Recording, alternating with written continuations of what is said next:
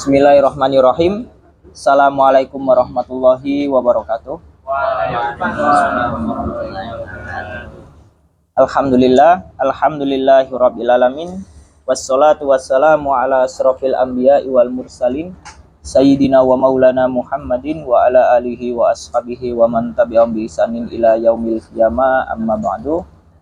Alhamdulillah, kita masih diberikan nikmat sehat oleh Allah sehingga kita dapat melanjutkan rutinitas ngaji bareng kita. Alhamdulillah, kita berada di pertemuan kedua. Insya Allah kita akan mengkaji kitab Kharidatul Bahiyah, lanjutan dari kemarin, dimana kita kemarin sudah mengetahui sedikit tentang ilmu kalam, atau ilmu kalam lebih khususnya ilmu kalam madrasah madhab Asy'ari. Ya, sebagaimana kemarin disebutkan oleh siapa? Syekh Said Faudah, beliau mengatakan fahada mukhtasarun fil aqaid ala madhabil imami al-Asy'ari. Kitab ini itu adalah mukhtasar. Dia ini adalah ikhtisar. Ikhtisar itu sebuah ringkasan. Ya. Dia itu adalah sebuah ringkasan. Ringkasan mengenai apa? Mengenai akidah aqaid di madhab Imam Asy'ari. Wa huwa wa in kana saghiran fil hajmi illa innahu yastamil ala zubdati ilmi tauhid. Walaupun kitab ini, kitab Kharidah, kata Imam Dardir itu, kata apa? Syekh Said Faudah, bahkan dikatakan oleh Imam Dardir, beliau mengatakan sendiri, latifatun saghiratun fil hajmi lakinnaha kabiratun fil ilmi. Walaupun kitab ini atau matan ini itu matan yang tergolong basit, sedikit, ringkas, dan tipis, tapi insya Allah di matan ini memuat pembahasan-pembahasan inti yang ada di akidah Asy'ari atau di madrasah Asy'ari. Ya, walaupun kemarin sebagaimana yang saya katakan, kitab Kharidatul Bahiyah, atau mungkin nanti kalau teman-teman belajar kitab Aqidatul Awam, ya, mbak-mbak yang banat ada sebagian ya, siapa yang sekarang mengkaji kitab Aqidatul Awam. Nah, kemudian kitab Jauharatut Tauhid, atau mungkin nanti ada kitab namanya Kifayatul Awam, ada juga kitab namanya Aqidah Bajuri, akidahnya Imam Bajuri, jadi risalah tauhidnya Imam Bajuri. Itu semua ikut madrasah Sanusiyat. Jadi kitab-kitab itu mengikuti metodologi, bukan metodologi, atau apa ya, sistematis cara penyampaiannya itu hampir sama seperti penyampaian yang disampaikan oleh Imam Sanusi di kitab Silsilah Sanusiyat itu. Jadi dia, kalau teman-teman nanti ada yang tertarik ya belajar ilmu kalam lebih lanjut, atau mungkin ini sebentar lagi banyak yang kuliah ya kan, ada yang mau ambil jurusan usul, ada yang usul di sini satu, enggak usul, siapa yang mau ambil usuluddin? Dua, tiga, syariah. Oh, banyak banget ya syariah ya di sini. Calon-calon jadi fakih semua ya. Fakih, menjadi fakih. Ada yang mau ambil itu dirosat? Enggak ada kelihatannya. Luho. Nah, nanti kalau teman-teman yang mau ambil jurusan syariah Islamiyah ataupun fakultas usuluddin, maka teman-teman nanti di tingkat awal, tingkat 1 dan tingkat 2, nanti kitab tauhidnya atau ilmu kalam pakai kitab Qaul Sadid, karya almarhum Syekh Mahmud Abu Daqiqah. Dan kitab Qaul Sadid ini, Qaul Asyadid ini, dia itu kitab coraknya corak Ajam, madrasah Ajam. Jadi saya pastikan kalau teman-teman nggak pernah belajar kitab atau madrasah, sekiranya ya sedikit banyak tahu lah tentang madrasah Imam Sanusi, maka saya pastikan teman-teman nggak akan bisa memahami kitab Qaul Sadid. Itu sudah pasti, sudah paten itu. Cara belajarnya gitu. Sudah pasti, kayak kalau teman-teman nggak pernah merampungkan kitab-kitab dasar, kitab mutawasit atau muntahi sudah nggak akan bisa. Gampang lah. Misal kayak teman, kalau sampean mau belajar apa usul fiqh, aneh kan? Kemudian nggak paham ilmu-ilmu penunjang usul fiqh itu sendiri. Ilmu usul fiqh itu membahas tentang apa saja sih itu. Kemudian ilmu yang harus dirampungkan oleh seorang thalib sebelum masuk di fan usul fiqh itu apa saja gitu. Misal kalau sampean belum paham nahwu, belum khatam, gitu kan? Apa jurumiyah aja masih pelogak-peleguk gitu kan? Kemudian syarah, apalagi syarah-syarah jurumiyah gitu kan, belum khatam. Kemudian ilmu sorok juga belum selesai. Apalagi nanti belum belajar ilmu bayan. Kemudian belum belajar ilmu mustalahul hadis. Kemudian sampean belum belajar tentang al-ahkam fiqhiyah itu sendiri, hukum-hukum fikih. Kemudian teman-teman belum belajar ulum akliyat seperti ilmu mantik ataupun ilmu makulat mungkin dibutuhkan sesekali, atau yang paling krusial belajar ilmu kalam itu sendiri atau tauhid. Jangan harap teman-teman nanti bisa memahami kitab usul fiqh atau ilmu usul fiqh itu sendiri. Itu garisnya memang begitu. Kitab Pulusadid pun begitu. Kalau teman-teman mau sekarang ya masuk di Fakultas Usuluddin, kemudian belum selesai ilmu mantik atau ilmu logikanya, kemudian belum pernah belajar kitab ilmu kalam dasar ini yang kita kaji sekarang, kitab Kharidatul Bahiyah mungkin sebagai landasan dasar, kemudian belum belajar ilmu makulat, sudah pasti nggak akan bisa memahami kitab Pulusadid. Gitu. Nah, kalau nggak percaya, besok buktikan sendiri. Nah, itu. Oke, yang intinya itu. Di malam ini kita akan belajar atau membahas mengenai dan seputar hukum akal. Kemudian yang kedua akan membahas tentang apa sih kewajiban pertama kali seorang mukallaf. Kita kan seorang mukallaf ya. Nah, apa sih kewajiban itu? Nah, nanti kita akan bahas. Yang pertama yang akan kita bahas adalah hukum akal. Kenapa hukum akal ini ditaruh di awal sebelum membahas permasalahan-permasalahan yang bersifat substansial di ilmu kalam atau ilmu akidah itu? Kenapa kok diawalkan oleh ulama-ulama dalam menyusun kitab?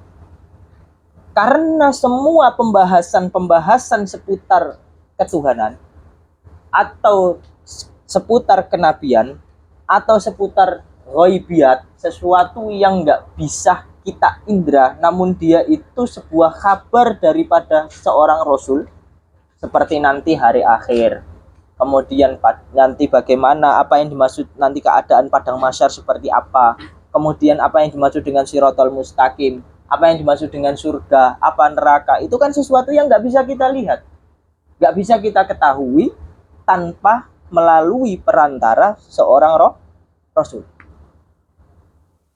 Nah, semuanya itu dia itu tidak akan keluar dari hukum akal. Ya. Kemudian pertanyaannya, hukum sendiri itu apa? Nah, harus tahu kan? Harus tahu kita. Hukum itu apa? Kemarin ketika kita belajar ilmu logika atau ilmu mantik. Ya, ketika saya mengatakan Zaid saja atau menggambarkan Diu, misal di otak saya, dia disebut sebagai apa? Tasawurat, menggambarkan sesuatu tanpa adanya suatu penghukuman. Nah, ketika penggambaran itu disertai dengan adanya suatu penghukuman, maka disebut sebagai tasdik. Diu itu rajin, Diu itu gagah, misal Diu itu baik hati, Azam itu ganteng. Oh, misal. Itu kan penghukuman kan? Saya memberlakukan makna ganteng itu kepada zat yang namanya Azam. Itu namanya penghukuman. Sekarang pertanyaannya, apa yang dimaksud dengan hukum?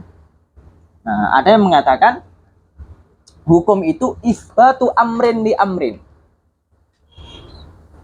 au nafyu amrin an amrin, atau disingkat biasanya isbatu amrin li amrin au nafyu amrin min anhu au nafyuhu anhu.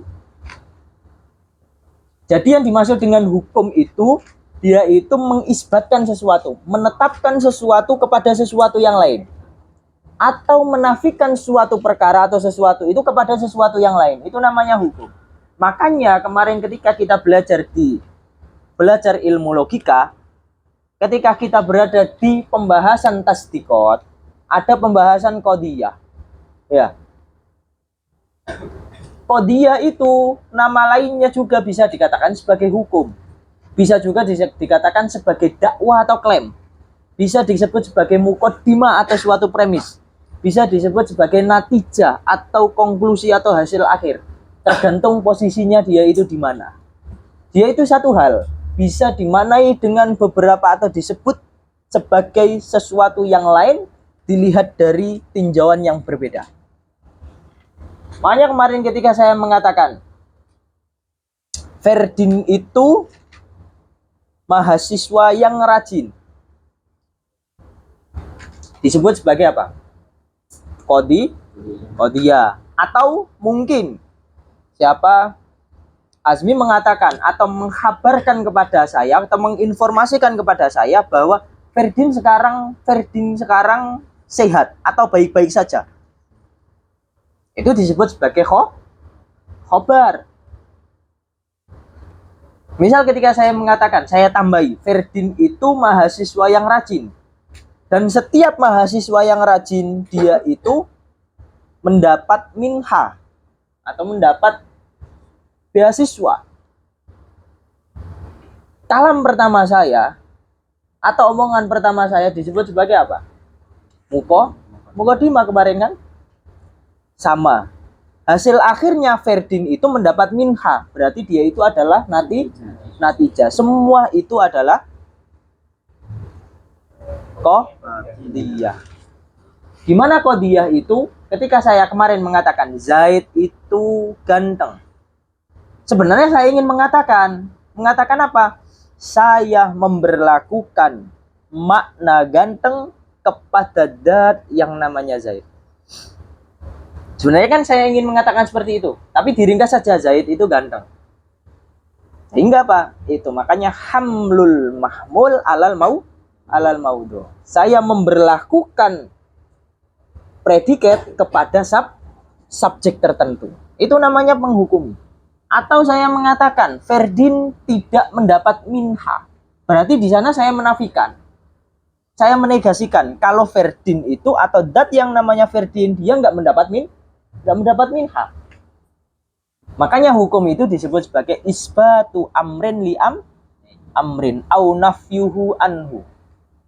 Dia itu menetapkan suatu perkara kepada perkara yang lain atau menegasikan suatu perkara kepada perkara yang lain. Itu namanya hukum. Dan hukum ala hasabil istiqra, menurut para ulama, ala hasabil istiqra. Dia itu ada 3 macam.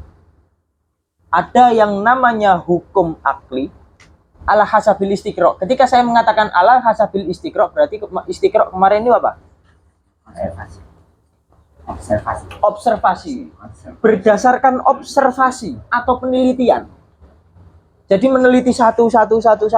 Akhirnya mendapati, oh ternyata hukum itu istiqra'nya seperti ini loh gitu. Gitu. Ala hasabil istiqra', hukum itu ada 3. Apa saja hukum itu? Yang pertama, ada namanya al-hukmu al-akli. Hukum akal. Dikasih jalan. Wah, ya. Cari posisi yang enak ya. Ya. Kita sementara nggak pakai papan dulu. Libur dulu papannya. Oke, nggak apa-apa. Besok kita pakai papan lagi. Karena besok pertemuan selanjutnya itu pertemuan yang penting. Karena kita akan belajar dan praktek tentang bagaimana kita menyusun suatu argumentasi dan meneliti suatu argumentasi. Karena pembahasan selanjutnya kita akan membahas mengenai hudusul alam, dalil hudusil alam.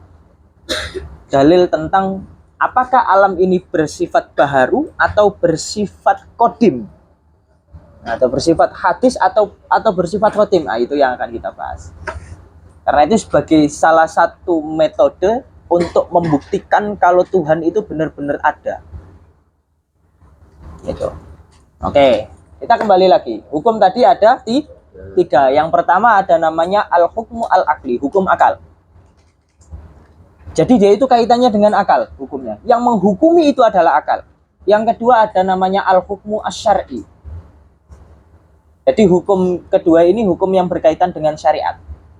Yang ketiga ada namanya al-hukmu al-adi, hukum kebiasaan. Itu hukum kebiasaan. Jadi ada tiga ya hukum ya. Hukmul akli, al-hukmu asy-syar'i, sama al-hukmu al-adi. Nah, yang menjadi apa ya?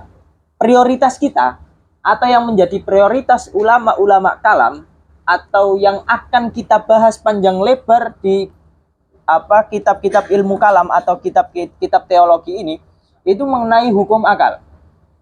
Kenapa? Karena hukum syar'i dan adi nanti nggak terpaut banyak, apalagi hukum syar'i. Itu. Kenapa? Karena hukum syar'i nanti kaitannya dengan pembahasan usul fiqh. Itu dibahas di sana semua. Jadi hukum syar'i itu tugasnya adalah usul fiqh. Kalau hukum akli tugasnya adalah ilmu kalam. Walaupun ilmu kalam dia itu nggak terlepas daripada dalil akli dan nakli. Ya. Walaupun nggak terlepas daripada dalil akli dan nakli. Yang pertama, ada namanya hukum akli. Hukum akli nanti ada tiga hal. Ada namanya wajib akli, ada namanya mustahil akli, dan jaiz akli. Ya, jadi ada tiga. Walaupun sebenarnya itu ketika disebut sebagai hukum, dia itu bukan wajibnya, tapi wujub. Ketika disebut sebagai hukum bukan mustahil tapi al-istihala. Ketika disebut sebagai hukum bukan jaiz tapi jawaz. Nah, nanti perbedaannya di mana? Perbedaannya nanti itu dibahas di ilmu usul fiqh. Perbedaan antara nafsul hukum dengan muta'allaqul hukum. Jadi kalau teman-teman sudah belajar usul fiqh nanti akan belajar seperti itu. Oke. Kemudian pertanyaannya, apa sih yang dimaksud dengan hukum akli itu sendiri gitu? Tuh kan? Apa yang dimaksud dengan hukum akli? Kemudian apa yang dimaksud dengan wajib akli? Oke, langsung saja ke wajib akli. Apa yang dimaksud dengan wajib akli? Ada yang mengatakan wajib akli itu kalau Imam Sanusi di kitab Umul Barohin, beliau mengatakan al-wajib al-akli itu ma la yatasawwaru fil akli adamuhu. Dia itu adalah sesuatu hal ya di mana akal itu tidak mampu mentasawurkan ketiadaannya. Itu namanya wajib akli. Jadi akal itu tidak mampu mentasawurkan atau menggambarkan ketiadaannya. Ya. Clear ya? Nah, yang kedua ada namanya mustahil akli. Kalau mustahil akli berarti kebalikan. Nah, biasanya para ulama gitu, disebutkan wajib akli terlebih dahulu karena dia itu menjadi pondasi. Kemudian kebalikan daripada wajib akli apa? Mustahil. Kalau mustahil apa? Mustahil itu mala yatasawwaru fil akli wujuduhu. Ya. Jadi yang dimaksud dengan mustahil akli, hukum akal yang bersifat mustahil itu, dia itu adalah suatu hal yang dimana akal tidak mampu mentasawurkan keberadaannya. Kalau tadi yang wajib itu akal tidak mampu mentasawurkan ketiadaannya. Kalau mustahil akli, akal tidak mampu meniadakannya. Itu namanya mustahil. Oke, kalau mustahil akal itu tidak mampu Tidak mampu untuk mewujudkannya atau tidak mampu untuk mentasawurkan keberadaannya tadi. Kemudian yang ketiga ada namanya jaiz akli. Nah, jaiz akli itu apa? Jaiz akli itu ma yasihhu fil akli wujuduhu wa adamu. Dia itu adalah sesuatu yang di dalam akal itu sah keberadaannya atau ketiadaannya. Jadi ketiadaannya itu sah untuk kita tasawurkan. Ketiadaannya pun kita sah untuk mentasawurkan. Karena kita sebagai manusia ya, dimana sebagai manusia kita dibekali oleh akal oleh Tuhan, dibekali akal oleh Tuhan itu untuk memikirkan sesuatu.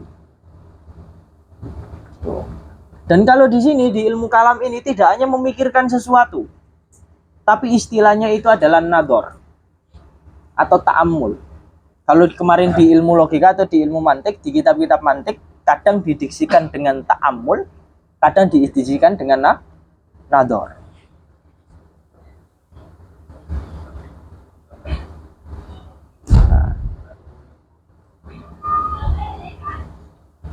Oke.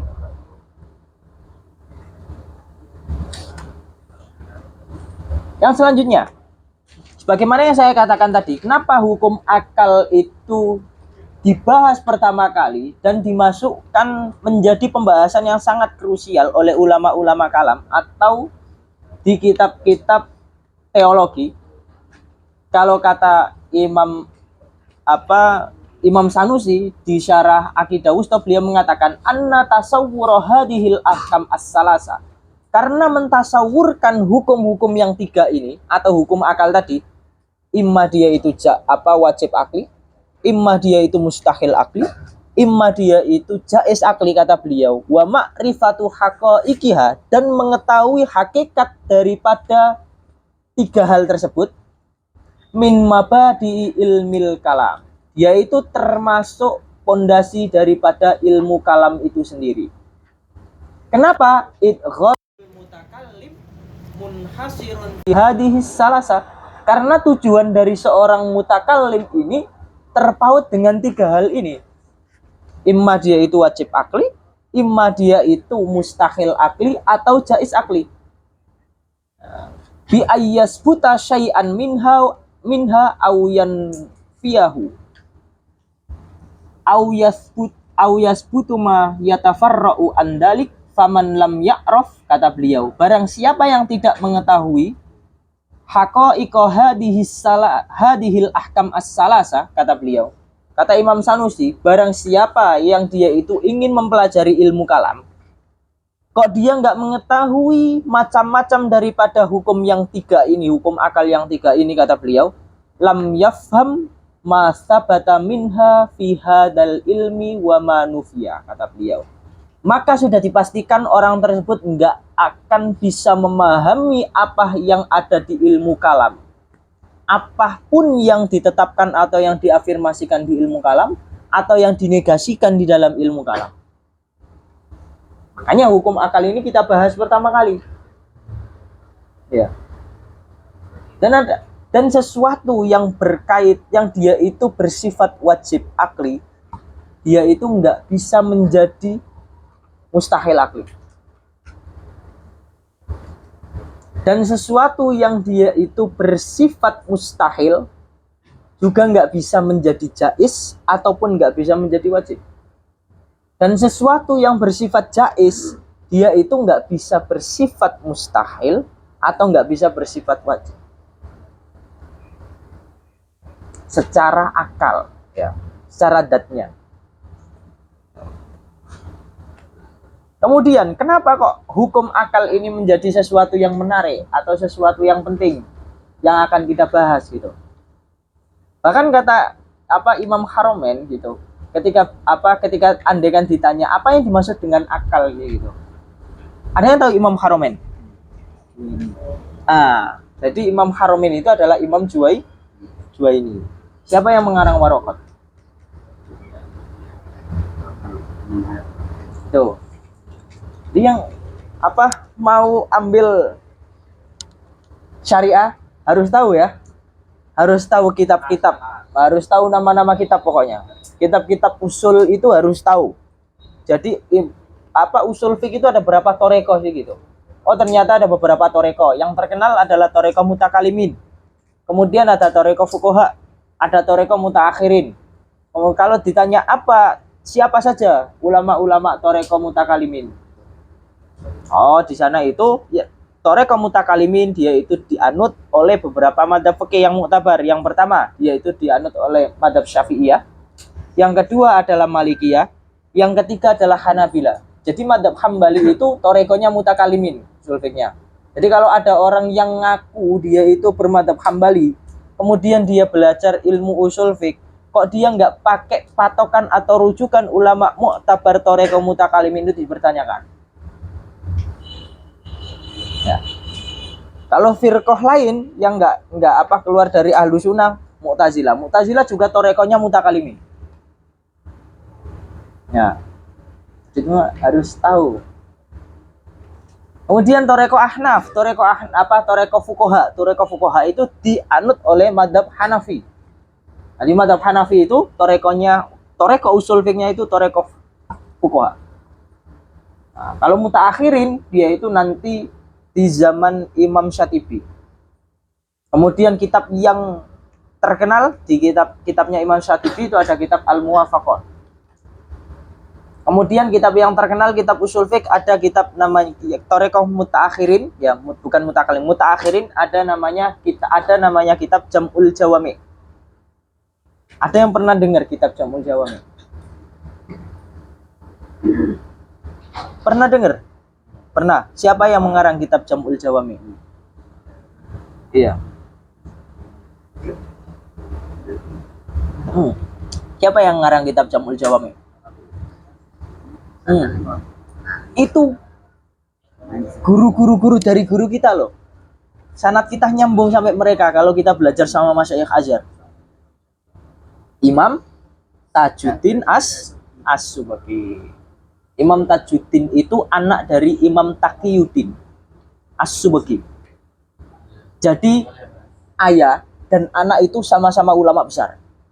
Bayangin, kalau sampean jadi orang besar, kemudian punya anak hebat juga, bangganya gimana? Andaikan sampean sebagai seorang orang tua kan memiliki anak yang hebat juga.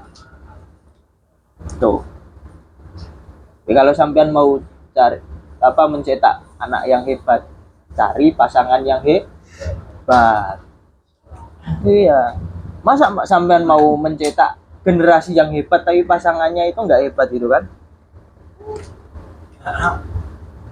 Itu Mustafa ya. Nah, insya Allah yang di sini semua ini adalah calon-calon yang hebat. Ya. Kesankan malu. Jangan-jangan enggak.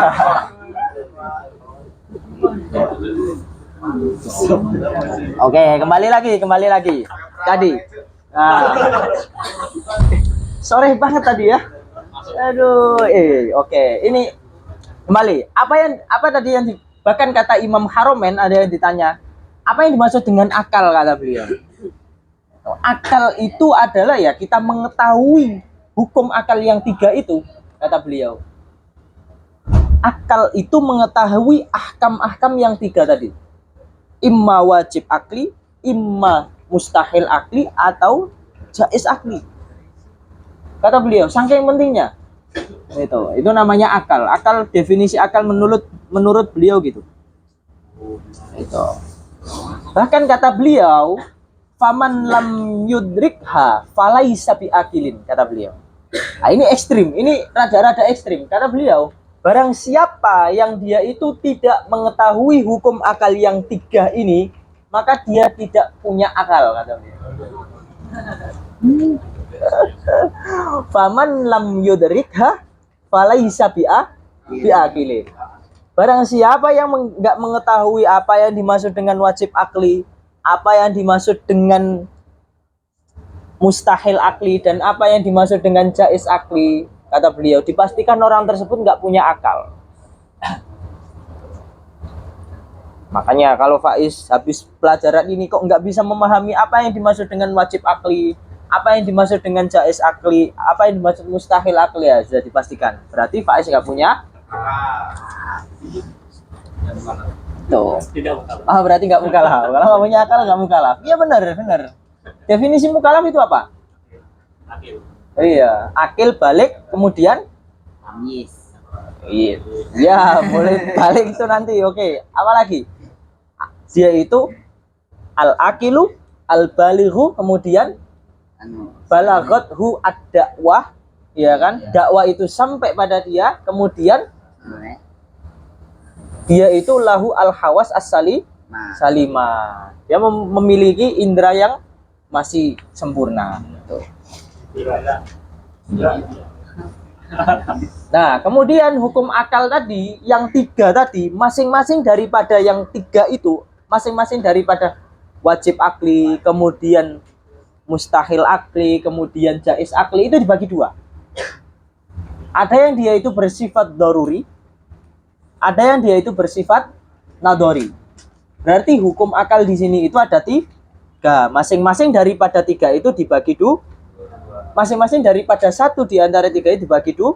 Berarti menjadi berapa?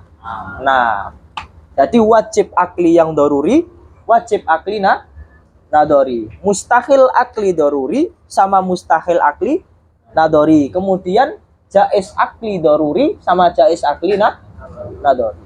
Ada 3. Kalau biasa di kitab-kitab dicontohkan, apa ya contoh daripada wajib akli yang daruri? Contohnya itu adalah tahayyuzul jauhar.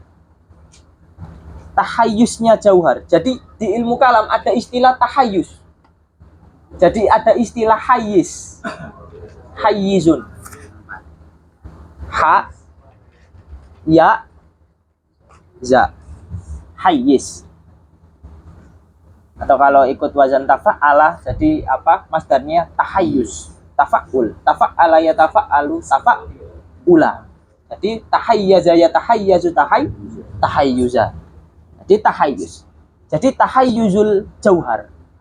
Jadi tahayyusnya jauhar. Tahayyus itu apa? Kata para ulama dikatakan huwa akhduhu qadron minal faroh.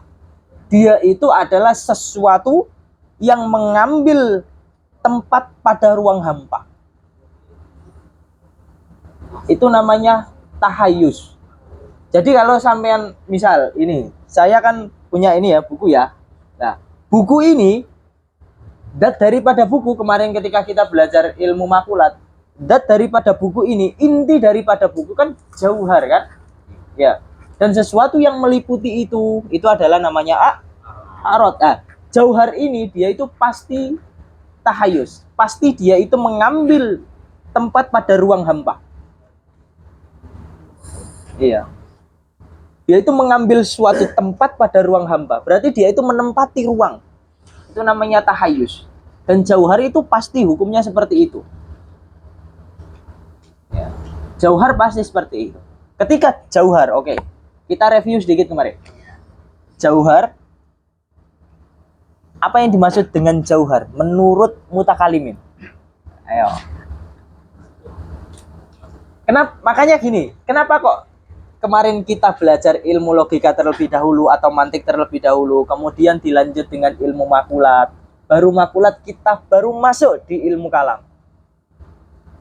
Itu runtut. Dan insya Allah yang kita pelajari di sini itu adalah madrasah yang runtut. Enggak pecah-pecah.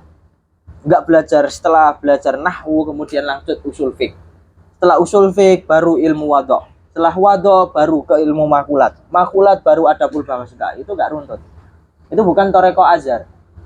Manhaj belajarnya seorang azhari itu harus runtut. Jadi sebelum ke ilmu makosid, kita harus belajar ilmu alat. Dan ilmu alat pun harus runtut. Ada tata caranya. Belajar itu ada tata caranya. Kalau sampean dulu belajar di Indonesia, yang penting belajar kan? Ya kan? Yang penting belajar, nggak tahu. Saya harus apa pertama kali yang harus saya pelajari. Kemudian setelah saya belajar ilmu A, setelah itu saya akan lanjut ilmu apa? Bingung. Gitu. Bahkan kadang di Indonesia itu rada-rada aneh. Di pesantren-pesantren, beberapa pesantren rada aneh. Kenapa? Si murid belum paham nahwu sudah diajari usul fiqh. Iya. Si murid belum paham nahwu, kemudian diajari ilmu bayan, ilmu ma'ani. Ya gimana itu? Gitu. Iya, kita belum bisa apa bab toharo, kemudian sudah diajari hukum baik atau jual beli atau buyu. Iya, kita belum apa belum paham mengenai apa hukum toharo, kemudian fakih ibadat belum selesai, fakih buyu belum selesai, kemudian sudah pembahasan had dan lain sebagainya, itu bab-bab akhir. Nah itu makanya kenapa rata-rata orang yang dia itu mondok 3 tahun 6 tahun seolah-olah nggak mendapat apa-apa, karena memang cara belajarnya salah. Itu jawabannya. Ya, saya mendapatkan jawaban itu setelah saya belajar beberapa tahun di Azhar. Saya baru tahu, oh ternyata cara belajar saya dan mohon maaf beberapa guru saya dalam mengajar dulu itu salah. Ketika saya mengkritik seperti itu, apakah saya sulul adab? Oh, enggak juga. Ilmu itu dikritik dengan ilmu, pemikiran dikritik dengan pemikiran, dan pemikiran itu tidak membutuhkan sopan santun. Kecuali nada bicara kita yang tinggi nggak sopan, atau kita mencaci maki, itu baru itu nggak sopan, itu sulul adab. Tapi kan berbasis ilmiah kan ya? Iya, berbasis ilmiah. Oke, kembali lagi kita. Apa yang dimaksud dengan jauhar kemarin menurut mutakalimin atau para teolog? Istilah jauhar itu apa? Jauhar itu adalah yang dimaksud oleh mutakalimin itu ada dua. Ada istilah jauhar farod, ya kan kemarin, atau atom kalau bahasa modern, atau mungkin sekarang bahasa postmodernnya adalah quark. Ya, itu bahasa postmodern seperti itu. Kemudian yang kedua adalah ada namanya jauhar jisim. Nah, di mana jauhar farod itu adalah apa? Alladila yatajaz, ya, sesuatu yang enggak terbagi lagi. Dia itu entitas tunggal yang terkecil. Entitas yang ada di alam yang paling kecil. Itu namanya jauhar farod. Kalau menurut para teolog. Ketika jauhar farod ini bergabung menjadi minimal dua dari jauhar farod, sehingga dia memiliki 2 dimensi, panjang dan lebar, maka disebut sebagai jisim. Indal asya iro. Kalau Mu'tazilah enggak, yang disebut sebagai jisim harus memiliki 3 dimensi, panjang, lebar sama dalam. Ya, panjang, lebar dan dalam. Sehingga yang namanya jisim itu dia itu harus minimal harus tergabung dari 3 jauhar farod atau lebih. Nah, jauhar itu gitu, punya sifat tahayyus. Jauhar pasti gitu. Jauhar yang dimaksud di sini adalah jauhar indal mutakalimin, bukan jauhar indal falasifa. Karena kalau falasifa kemarin ada namanya jauhar mujarrad. Seperti akal, kemudian jiwa, gitu. Itu sesuatu yang nggak bisa diindra, gitu. Jauhar mujarrad, bukan jauhar jisim. Tapi yang dimaksud di sini adalah karena kita pakai kitabnya itu adalah kitab ilmu kalam, jadi pasti yang dimaksud atau yang murad di sini adalah jauhar indal mutakalim. Nah, jauhar itu punya sifat tahayyus tadi. Tahayyus itu apa? Sifat tahayyus itu apa lagi-lagi? Dia itu apa? Akhduhu qadaran minal faroh. Dia itu adalah sesuatu yang mengambil suatu tempat pada ruang hampa. Dia itu mengambil suatu tempat pada ruang hampa. Itu namanya tahayyus. Sekarang pertanyaannya, bisa nggak teman-teman terbayang ada jauhar? Kalau kita masuk di sini mungkin spesifikan adalah jauhar jisim. Mungkin ada jisim yang dia itu nggak mengambil ruang hampa, nggak mengambil suatu tempat pada ruang hampa. Bisa nggak akal kita memikirkan itu? Nah, nggak bisa kan? Nggak mungkin bisa. Makanya tahayyuzul jauhar atau tahayyuzul jisim, dia itu termasuk al hukmu al akli yang wajib akli, yang bersifat doruri. Lagi-lagi doruri kemarin apa? Mala yahtaju ilat ta'ammul. Itu namanya doruri. Atau ilmu yang bersifat aksiomatik itu adalah ilmu yang kita ketahui tanpa kita mikir panjang. Itu namanya ilmu yang bersifat aksiomatik atau al ilmu ad-doruri. Kemarin kita ilmu matik kemarin sudah mengetahuinya. Itu. Yang kedua, ada namanya al-wajib al-akli yang nadori. Contohnya apa wajib akli yang nadori? Ya, contohnya seperti sifat kodimnya Tuhan. Allah itu punya sifat kodim. Lah, kidamu maulana jalla wa azza. Jadi kidamnya Allah Ta'ala itu, sifat kodimnya Allah Ta'ala itu bersifat wajib akli, tapi yang nadori. Kenapa kok dia itu bersifat nadori? Gitu.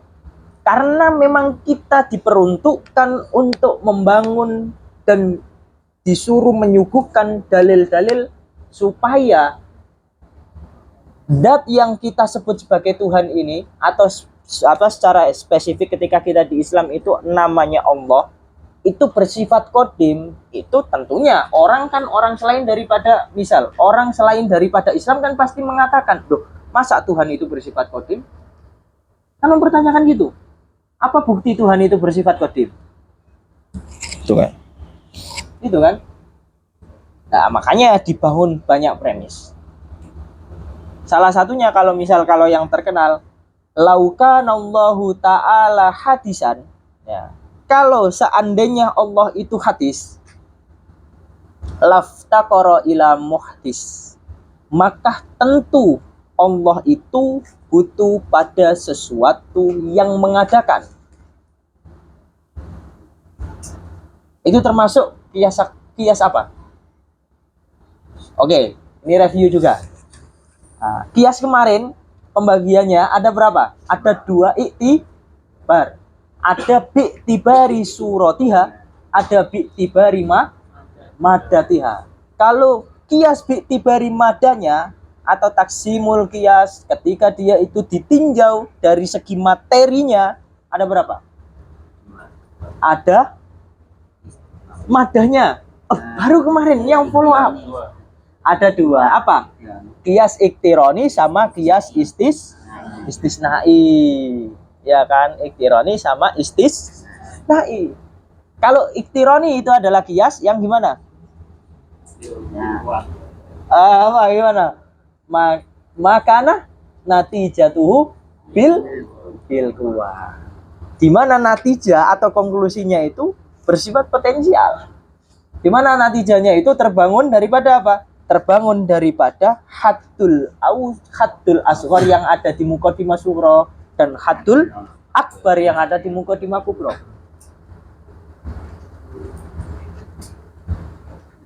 Ini sulit ya. Menganalisis ya, harusnya ada papan. Itu kalau ada papan enak sebenarnya.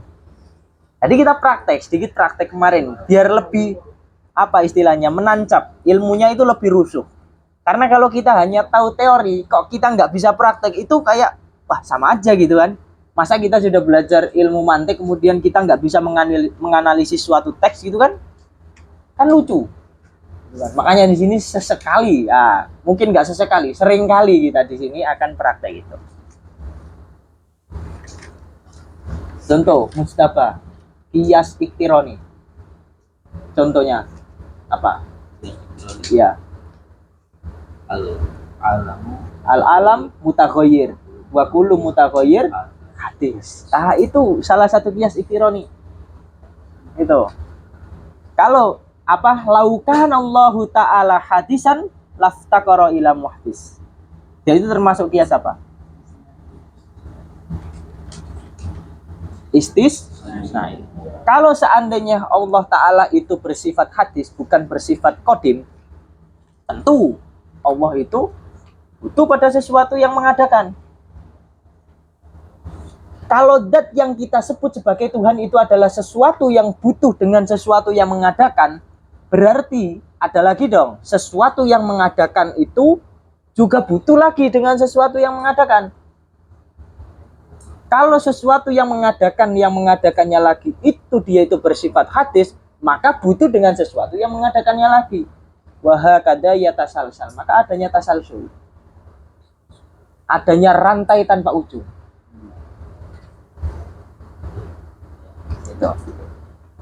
Fijani bil madi tentunya dari sisi lampau, atau dia itu adanya daur. Kalau Tuhan itu bersifat hadis, maka dia tentu butuh sesuatu. Kalau Tuhan itu bersifat baharu, tentu Tuhan itu butuh yang menjadikan. Dan yang menjadikan itu pasti dia itu butuh, atau dia itu butuh kepada sesuatu yang awal Tuhan itu. Kalau dia itu adalah baharu juga. Dan seterusnya. Wakilahuma dan daur dan tasalsul itu bersifat mustahil. Sehingga dikatakan fahudu suhu ta'ala, sifat baharunya Tuhan, dia itu mustahil. Fal qidam lahu ta'ala wajibun. Dia itu sifat qidam yang ada, qadim yang ada pada Allah itu bersifat wajib. Kenapa kok kita nggak bisa mengatakan, loh, memangnya nggak ada pertengahan antara qadim dan hadis gitu? Nggak ada. Kata Imam Sanusi itu di kitab Aqidah Wusta, idla wasita bainal qidam wal khudus. Untuk makna qidam dan khudus kita akan bahas besok pertemuan selanjutnya. Yang penting tahu ya, contoh daripada wajib akli tadi yang bersifat doruri apa? Tahayyuzul jirim atau tahayyuzul jauhar. Jirim itu sama istilahnya dengan jisim. Ya, jirmun. Ada istilah jirmun. Kadang didiksikan dengan jismun, kadang didiksikan dengan jirmun. Oke, kita maknai sebagai sesuatu yang sama saja, biar mudah. Oke. Kemudian contoh daripada wajib akli yang nadori apa? Kidamullahi ta'ala. Yang kedua ada namanya mustahil. Nah, mustahil juga gitu. Mustahil itu yaitu juga ada dua. Ada yang bersifat doruri, ada yang nadori. Contoh daripada mustahil akli yang doruri, contohnya adalah sebagaimana di ilmu mantik yang kita bahas kemarin. Bisa nggak sesuatu hal yang dia itu saling bertentangan, dia itu berkumpul dalam satu waktu? Misal, saya mengatakan, kayak misal kita bahas salah satu ahkam daripada qadhiyah kemarin apa saja yang kita bahas di ilmu mantik? Tanakut sama aks mustawi. Oke, di tanakut misal ketika saya mengatakan Azmi diam, bisa nggak saya mengatakan juga misal Azmi diam? Bisa kayak saya mengatakan Azmi diam dan tidak diam? Nggak bisa kan? Dimana sesuatu hal itu tidak bisa berkumpul, misal dia itu ada dua sifat yang bertolak belakang misal, dan sifat itu melekat pada satu zat, maka otomatis sifat yang lain menjadi kebalikan itu nggak bisa melekat juga pada dirinya. Ada sesuatu hal kita hukumi, oh mustabah itu ada. Bisa nggak kita mengatakan mustabah itu ada sekaligus tiada? Bisa kan? Nah, jadi al-jam'u baina wujudi syai' wa adami syai', dia itu sesuatu yang bersifat mustahil. Contohnya itu al-jam'u baina wujudi syai'i wa adami syai'i, dia itu bersifat mustahil. Mustahil apa? Mustahil akli. Akal kita nggak akan mampu mentasawurkan untuk keberadaannya. Nggak akan bisa kita mentasawurkan keberadaannya. Seperti contoh tadi. Ya. Misal saya mengatakan Diu ganteng sekaligus tidak ganteng. Nah, itu apa itu? Relatif. Oke. Lain, contoh lain tadi. Contoh lain aja. Diu apa misal? Diu berada di rumah sekaligus berada di sekre IKMBS. Segre. Namanya segre. Oh, rumahnya segre. Oh, tadi aja, contoh tadi aja. Oh ya, kita ambil contoh tadi ada biar nggak melebar kemana-mana. Jadi diu itu ada. Kemudian kita mengatakan diu juga tidak ada, nggak bisa. Diu itu bergerak sekaligus diam, nggak bisa. Akal kita nggak akan mampu mentasawurkan keberadaan sesuatu hal itu gerak sekaligus diam. Paham ya? Itu contoh daripada mustahil akli yang doruri. Di sana ada juga mustahil akli yang bersifat nadori. Contohnya apa? Contohnya kaunullahi ta'ala jirman. Nah ini contoh yang agak sensitif ini.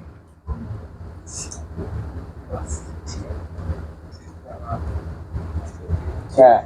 Contohnya apa? Contoh daripada sesuatu yang bersifat mustahil akli yang nadori. Nadori berarti kita butuh mikir keras. Dibutuhkannya suatu dalil dan argumentasi untuk membuktikan kalau sesuatu itu memang benar-benar bersifat mustahil. Contohnya apa? Tuhan itu berjisim atau berjasad. Tuhan itu adalah sesuatu yang punya 3 dimensi. Itu bersifat mustahil. Secara akal manusia nggak akan mampu. Nggak akan mampu atau nggak mampu apa? Nggak akan mampu mengadahkannya. Nggak akan mampu memikirkan keberadaannya. Jadi Tuhan itu bukan sesuatu yang berjasad. Tuhan itu bukan berjasad. Tentunya pertanyaannya, masa gitu kan? Kalau tuh, loh, buktinya di agama-agama lain mengatakan Tuhan itu sosoknya seperti ini, sosoknya seperti ini, seperti ini, seperti ini gitu. Dia berjasad gitu kan. Nah, dibutuhkanlah suatu argumentasi yang menyokong atau yang melandasi klaim itu. Sehingga apa sih bukti daripada Tuhan itu dia itu tidak berjasad, dia itu tidak berdimensi gitu, seperti hanya makhluk itu. Enggak seperti manusia saja, tapi enggak seperti makhluk. Gitu. Sehingga kadang dikatakan jirmun itu kalau spesifiknya itu malahu hayyizun. Jadi maksud daripada jirmun itu malahu hayyizun. Dia itu adalah sesuatu yang punya sifat hayyiz. Sehingga Tuhan itu adalah sesuatu yang mengambil tempat pada ruang hampa. Sehingga nggak bisa kita mengatakan kaunullahi ta'ala jirman. Tuhan itu adalah sesuatu yang bertempat pada suatu hal.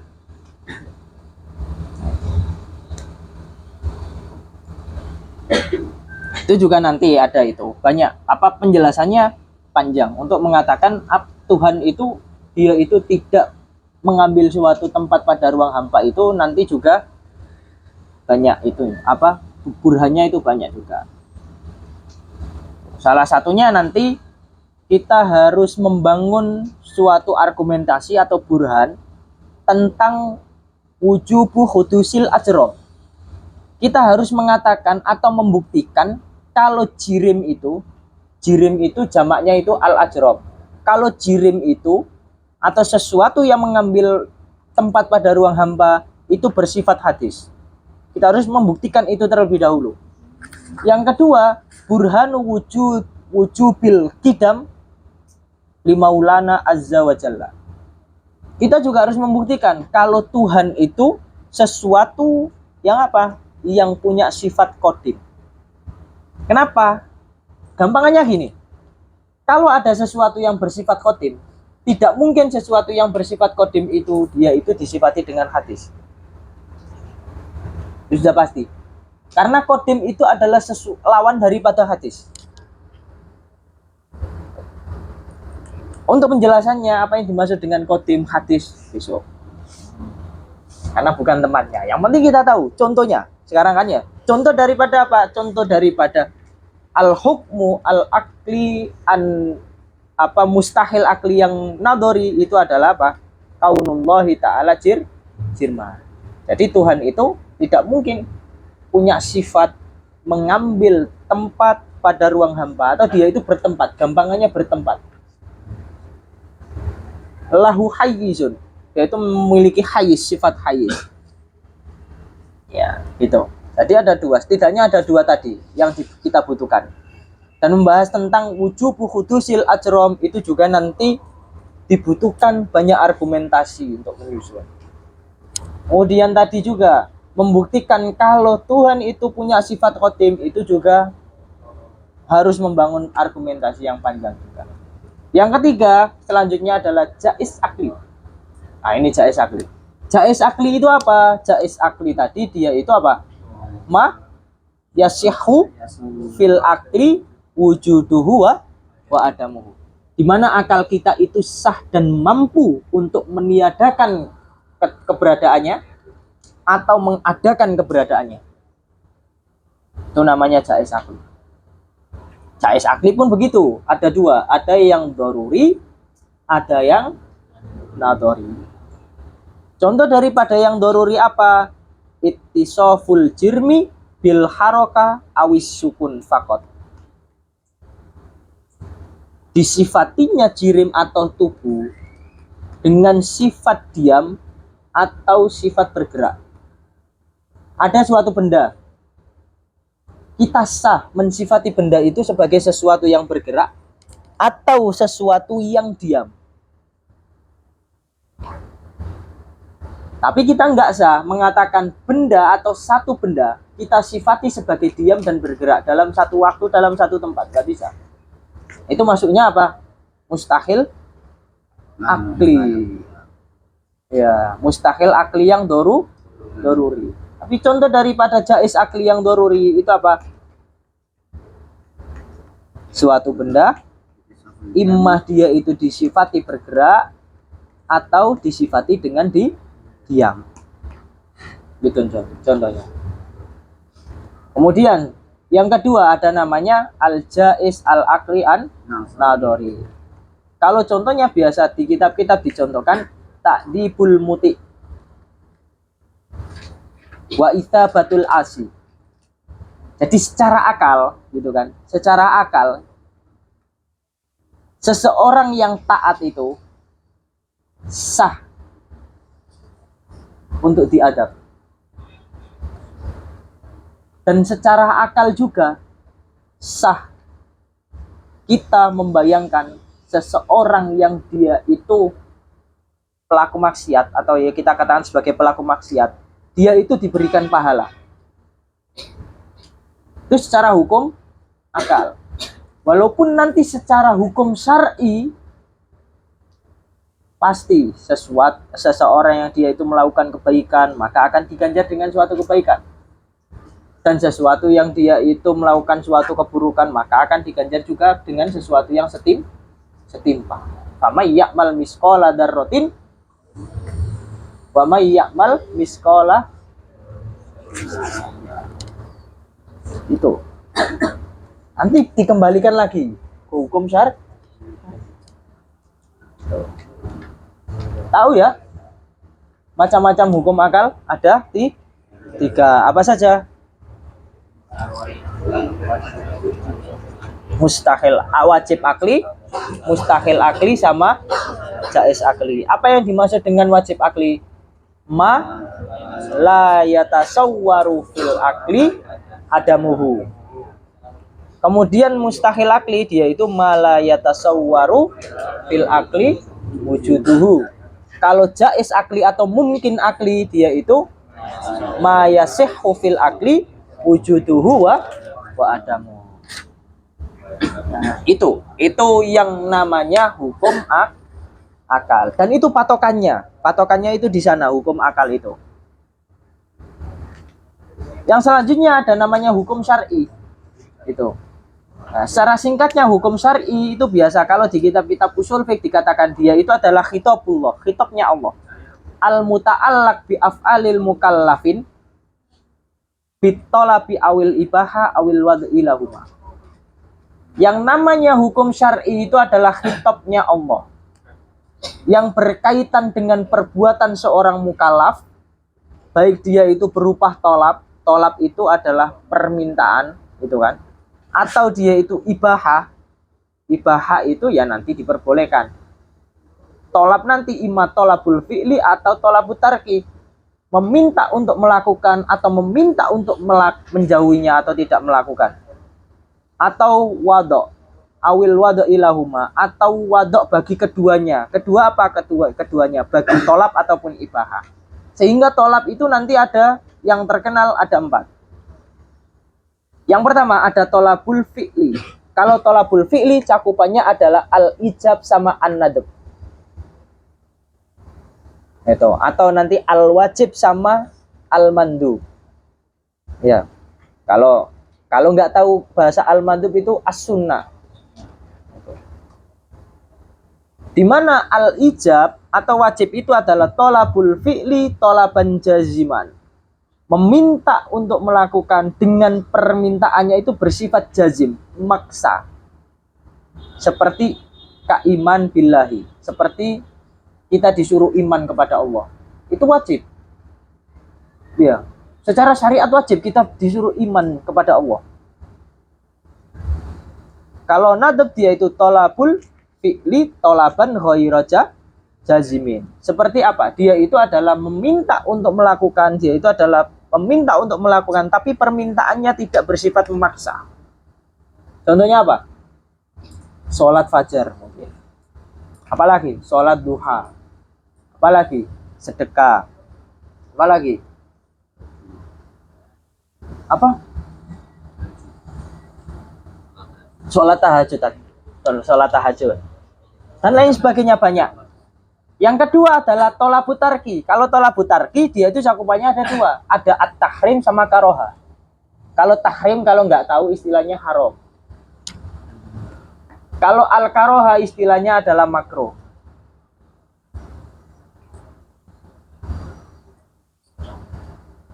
Walaupun nanti di istilah mutakhirin atau istilah ahnaf ada makruh tanzih namanya.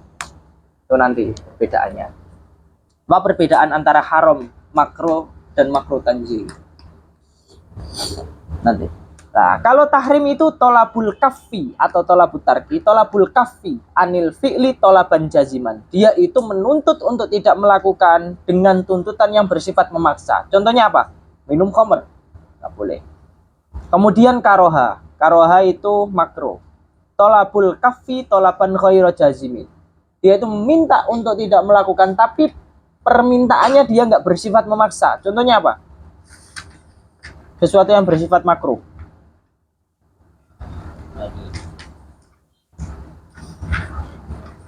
Apa?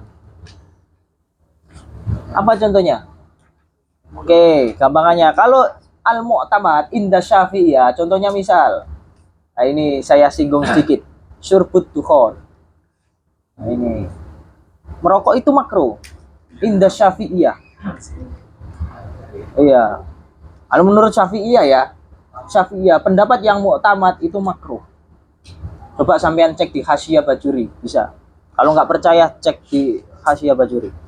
Itu dikatakan sama Imam Bajuri, pendapat yang mu'tamad inda syafi'iyah itu makruh.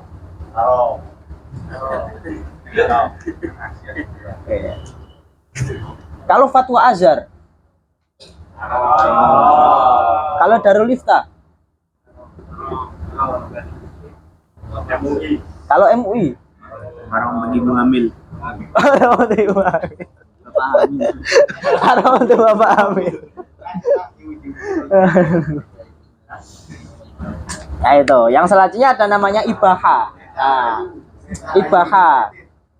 Yang kelima ada ibaha. Ibaha itu apa? Ibaha itu ada at-taghyir bainal fi'li wat tarki. Yaitu at-taghyir. At-taghyir itu memilih. Jadi ibaha itu bukan tolab, tapi dia itu adalah suatu pilihan. Bukan meminta untuk melakukan atau meminta untuk tidak melakukan, tapi dia itu bisa memilih. Diberikan pilihan. Boleh kamu melakukan, boleh juga tidak. Apa contohnya? Ya tidur, minum juga. Apalagi? Jual beli. Apalagi? Nikah. Apalagi? Buat majelis sholawat. Apalagi? No, mubah kan? Iya. Kita boleh membuat majelis seperti ini juga sebenarnya mubah. Tapi inti daripada belajarnya, apalagi kita adalah sebagai thalib ilmi, wajib, nggak boleh nggak belajar. Jadi kalau teman-teman sebagai seorang azhari itu kan, azhari wal azhariyat, benar ya? Sudah dilantik jadi seorang azhari wal azhariyat atau belum ini? Apa? Oh belum ijroah. Belum berarti. Ya. Tapi insya Allah sudah direstui. Ya, karena yang ada yang DL atau di markas tatwir itu kan bagian daripada itu ya, bagian daripada Al Azhar. Menjadi seorang azhari itu sebenarnya nggak harus masuk di suatu instansi yang ada di Al Azhar. Kita belajar dengan masyayikh Azhar, kemudian kita memakai manhaj yang ada di Al Azhar. Ini saya tekankan lagi, manhaj Al Azhar apa? Wasatiyah. Iya, saya tahu wasatiyah. Iya, saya tahu wasatiyah. Misal, makosid ada 3, ada bersifat i'tiqad, ada yang bersifat ahkam at-taklifiyah atau al-ahkam asy-syar'iyyah, yang kedua adalah al-ahkam an-nafsiyah atau tazkiyatun nafas. Hingga ilmu nanti yang dimaksud adalah tasawuf. Sedangkan nanti al-ahkam asy-syar'iyyah atau al-fiqhiyah itu adalah ilmu fikih. Kalau al-i'tiqad adalah akidah. Akidah Azhari apa? Asy'ari sama Maturidi. Ada juga yang mengatakan sebagian ulama memasukkan ba'du fudhalail Hanabilah. Sebagian daripada fadilah atau fudola itu ulama-ulama dari madhab Hambali, Hanabilah yang memiliki keutamaan. Dan itu gharib, itu sangat sedikit. Dan sebagian mengatakan sebagai itu. Ba'du fudhalail Hanabilah. Yang utama adalah, yang masyhur adalah Asy'ari sama Kalau fikihnya apa? Mu'tamad juga. Fikihnya mu'tamad juga. Yang harus mu'tamad al-madahib al-arba al-mu'tabaro. Apa saja yang mu'tabar madhab fikih? Syafi'i, Hanafi, Maliki sama Hambali. Ya kalau selain itu bukan madhab Azhar. Misal sampean mengatakan, "Oh, saya seorang Azhari, tapi fikihnya madhabnya adalah Dohiri." Ya, itu bukan seorang Azhari. Apa? Ada yang mengatakan, "Saya seorang Azhari, tapi saya nggak bermadhab gitu." Saya langsung kembali ke Quran dan Sunnah gitu. Ayo pertanyaannya, gini gampang aja pertanyaannya. Apakah imam-imam madhab yang mu'tabar yang 4 itu nggak merujuk pada Quran dan Sunnah? Iya, pertanyaan gitu. Emang kita bisa dan kita punya nggak metodologi secara khusus, kemudian kita bisa bermetodologi dalam istinbatul ahkam. Potongan-potongan kayak Febdiu ini, kiamat kurang 2 hari pun nggak akan bisa. Itu potong-potongan kayak Febdiu, Azam, wah ini sulit kayaknya. Iya. Rizki itu kan, wah sangat sulit. Wah, bersifat mustahil ini. Bukan mustahil akli, mustahil adi. Itu. Kemudian yang ketiga adalah hukum wadok. Hukum wadok nanti kaitannya 3. Ada kaitannya dengan sebab, ada kaitannya dengan asyartu, syarat, yang ketiga dengan al-mani. Nah, sebab contohnya, misal apa sebab? Ya wali syamsi, tergelincirnya matahari. Sebab apa? Sebab wajibnya sholat duhur. Iya. Karena apa? Karena tanda daripada sholat duhur itu tergelincirnya matahari. Ya. Tergelincirnya matahari itu, dia itu menjadi sebab adanya kewajiban melaksanakan sholat duhur. Karena ada yang mengatakan sebab itu apa? Ma yalzamu min wujudihi al-wujud wa min adamihi al-adam lidatihi. Sebab itu adalah sesuatu yang dengan keberadaannya akan melazimkan keberadaan yang lain, dan dengan ketiadaannya akan melazimkan ketiadaan yang lain. Saya mengatakan seperti itu. Yang kedua syarat. Contoh daripada syarat apa?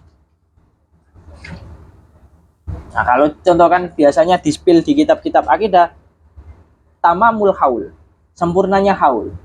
Untuk apa? Terhadap apa? Wajibnya zakat. Itu seperti syarat. Kalau mani, contohnya apa mani? Penghalang. Mani itu artinya penghalang. Apa? Haid. Ya, haid itu menjadi penghalang. Ya, makanya ada yang mengatakan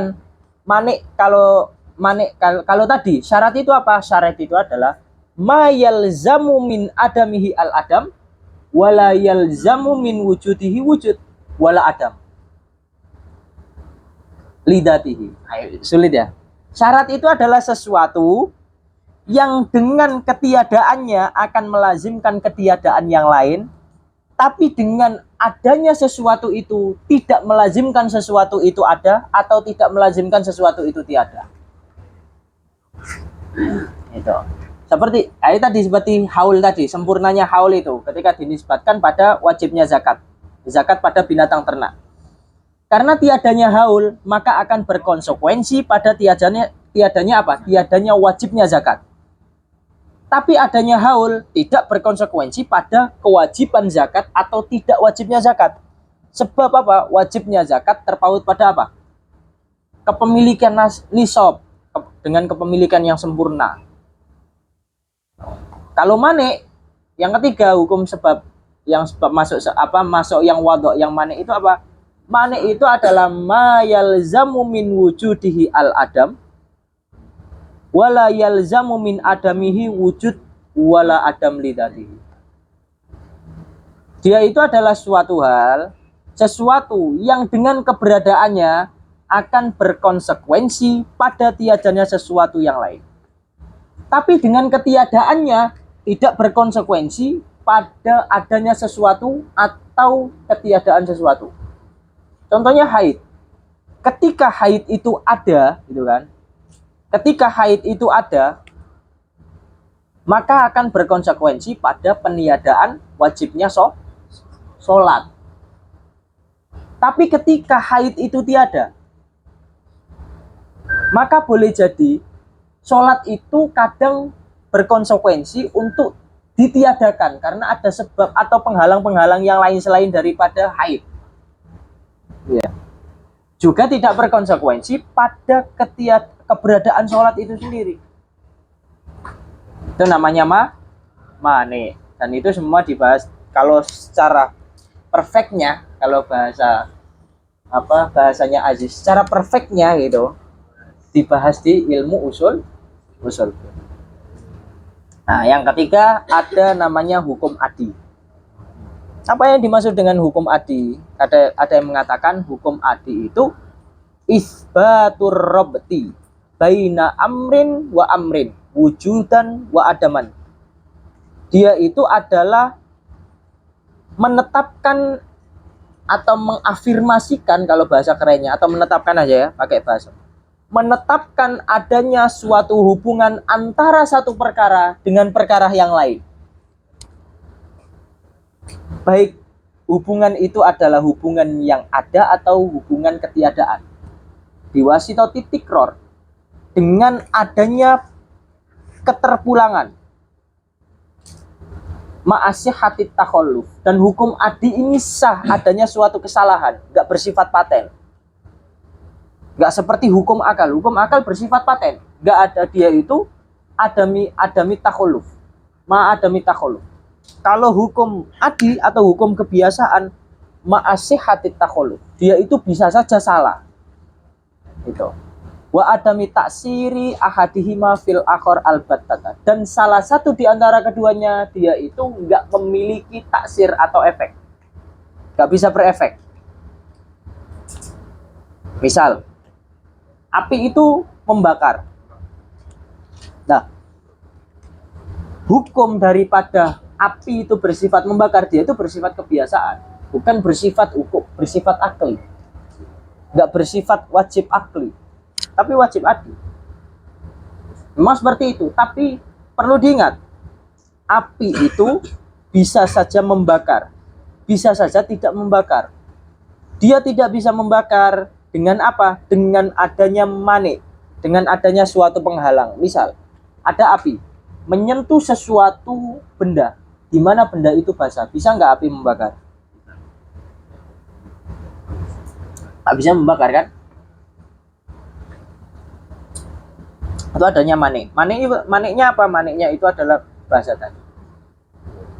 Sehingga di kisah Nabi Ibrahim, ketika Nabi Ibrahim dilempar di api, bara api, Nabi Ibrahim nggak bakar, ya kan? Nggak kebakar.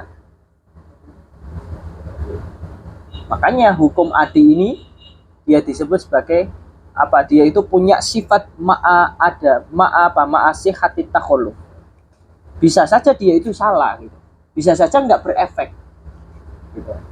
Bisa saja nggak berefek. Hal lain sebagainya, itu namanya hukum adi. Itu adalah pembahasan awal yang kita bahas. Pembahasan yang kedua, kita akan bahas mengenai awwalu wajibin alal mukallaf.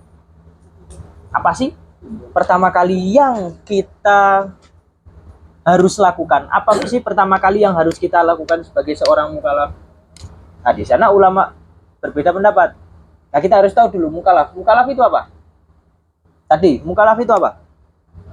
Al-baligh, al-aqil, alladzi balaghatu ad-da'wah, salimul hawa. Jadi ada beberapa unsur. Yang namanya balik itu dia itu harus apa? Seorang mukallaf itu harus balik. Yang kedua dia itu harus berakal. Ya. Yang ketiga, sampainya dakwah kepada dia. Yang keempat, dia memiliki indera yang salim. Indera, panca indera ini, yang 5 yang salim. Indra. Siapa Indra? Kenapa? Ada masalah apa dengan nama Indra? Yang namanya Indra. Oke. Yang kedua, untuk permasalahan ini, ulama berbeda pendapat. Ada yang mengatakan awwalu wajibin alal mukallaf itu ma'rifatullah. Itu pendapat pertama. Ma'rifatullah. Sebagaimana pendapat pertama ini adalah pendapat jumhur daripada ulama Asy'ariyah. Dan pendapat di dalamnya itu salah satunya yang berpendapat ini adalah Imam Asy'ari. Imam Asy'ari berpendapat awwalu wajibin alal mukallaf itu adalah ma'rifatullah. Ada yang berpendapat awwalu wajibin alal mukallaf itu nador. Nah, kalau nador ini pendapatnya jumhur Mu'tazilah. Mu'tazilah mengatakan awwal wajibin alal mukallaf itu nador. Kemudian salah satu ulama ahlu sunnah yang berpendapat ini adalah Al-Ustadz Abu Ishaq Al-Isfirayini. Yang ketiga, ada yang berpendapat awwalu wajibin alal mukallaf, yaitu al-qasdu alan nador, bermaksud untuk nador. Nah, ini pendapatnya Imam Haromen, pendapatnya Qadhi Abu Bakar Al-Bagilani. Yang muktamad mana? Pendapat pertama. Awwalu wajibin alal mukallaf itu adalah ma'rifatullah. Itu makanya dikatakan wa wajibun syar'an alal mukallafi ma'rifatullahi aliyil fa'rifi. Itu yang pertama. Nah, di sana ada beberapa istilah penyebutan.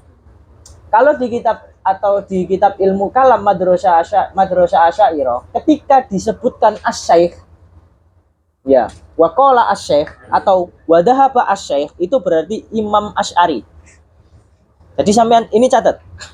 Ketika disebutkan asy-syaikh, itu yang dimaksud adalah Imam Asy'ari. Ya.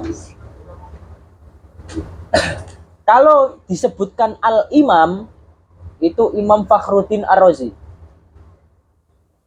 Jadi kalau di kitab disebutkan al-imam, wa dhahaba al-imam, kama qala al-imam itu Imam Asy'ari. Imam Fakhruddin Ar-Razi. Kemudian kalau disebut sebagai al-ustad, itu pasti al-ustad Abu Ishaq Al-Isfirayini. Kalau disebut waqala al-qadhi, Qadhi Abu Bakar Al-Bagilani. Jadi Imam Al-Baqilani itu sebutannya biasanya disebut sebagai Al-Qadhi. Kalau Imam Haromen ya Imam Haromen. Imam Abdul Malik Al-Juwaini ya disebut sebagai Imamul Haromen. Nah, jadi tahu ya, kewajiban pertama kali seorang mukallaf itu adalah ma'rifatullah. Dalilnya apa? Dalil wujubi ma'rifatillahi ta'ala itu berasaskan syar'an, secara syariat. Ya, seperti surat Muhammad ayat 9 misal dikatakan fa'lam annahu la ilaha illallah. Itu salah satu dalilnya.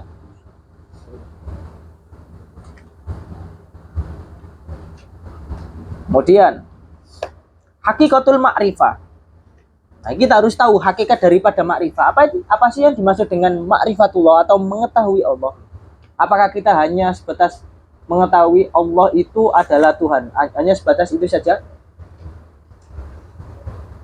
Ketika sampean sebagai seorang mukallaf gitu kan, masuk Islam, sebagai seorang muslim Islam atau dikatakan sebagai seorang mukallaf, yang dikatakan sebagai ma'rifatullah itu ketika teman-teman hanya mengatakan oh Tuhan saya itu Allah. Maka itu aja. Kemudian utusan daripada Allah itu utusan untuk agama Islam ini adalah Nabi Muhammad. Kita percaya dengan kitab yang dibawanya. Apakah hanya sebatas itu? Nah, pertanyaan pertama, apa yang dimaksud dengan ma'rifah? Nah, ma'rifah itu apa? Ada yang mengatakan al-ma'rifatu hiya al-jazmu al-mutabiq lil haqqi an dalil. Jadi harus ada dalilnya. Jadi yang dimaksud dengan ma'rifah itu adalah jazm, keyakinan yang bersifat jazm kuat. Al-mutabiq lil haqq, yang dia itu sesuai dengan suatu kebenaran. Harus sesuai dengan suatu kebenaran. Namun nggak cukup dengan itu, an dalil, harus disertai dengan dalil. Nah, ini yang penting, harus disertai dengan dalil. Itu.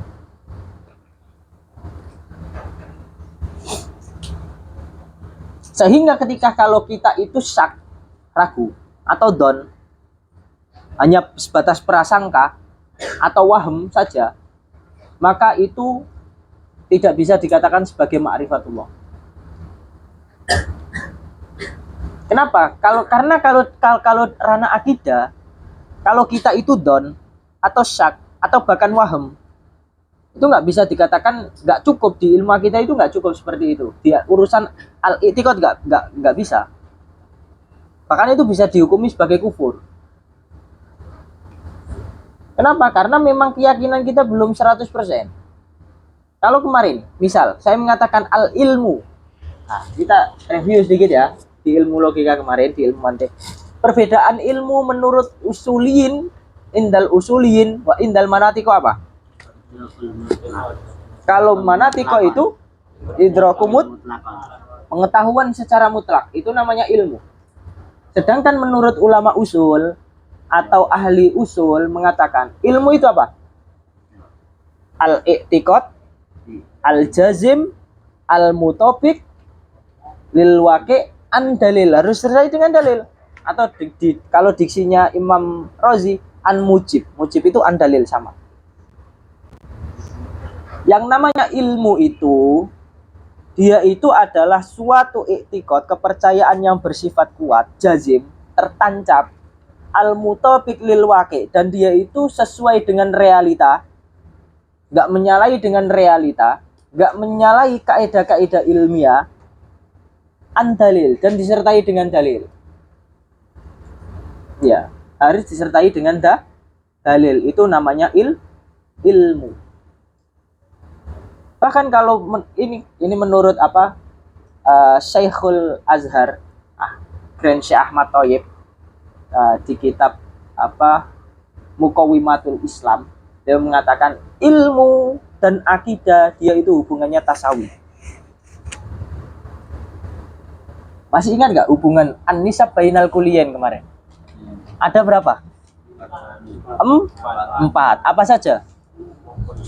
Umum khusus mutlak, umum khusus min wajhi, at-tabayun, sama at-tasawi. Nah, akidah dan ilmu ini dia itu indal islamin, menurut agama Islam, dia itu hubungannya tasawi. Sehingga kalau disebut sebagai akidah, dia juga ilmu.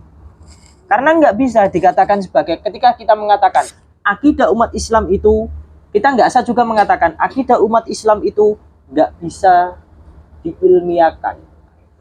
Nggak paham itu. Itu belajarnya nggak dengan guru, itu pasti. Sudah pasti dipastikan itu, belajarnya nggak dengan guru. Kalau belajar, orang yang belajarnya dengan guru itu pasti paham. Nggak hanya dengan guru, tapi dengan manhaj yang tepat. Karena nggak semua orang yang belajar dengan guru, dia itu tahu dan paham permasalahan seperti ini. Ya. Apa contoh daripada tasawi kemarin? Hubungan al-insan sama an-nate. Sehingga kita bisa memberlakukan baik secara universal ataupun parsial. Sebagian daripada natik itu adalah insan, dan seluruh insan itu adalah natik. Bisa nggak? Bisa. Kita memberlakukan itu. Sama dengan ini. Ya, ilmu sama akidah itu indal Islam, menurut Islam, agama kita itu sesuatu yang hubungannya tasawi. Sehingga akidah ya harus bisa dirasionalkan, bisa diilmiahkan. Paham ya? Itu daripada ma'rifah. Kalau ma'rifah itu tadi apa? Al-i'tiqad al-jazim al-mutabiq lil waqi' an dalil. Di sini. Nah, permasalahan selanjutnya. Tadi kan ada permasalahan nador gitu kan? Ada yang berpendapat awalu wajibin alal mukallaf itu nador. Nah, nador itu apa?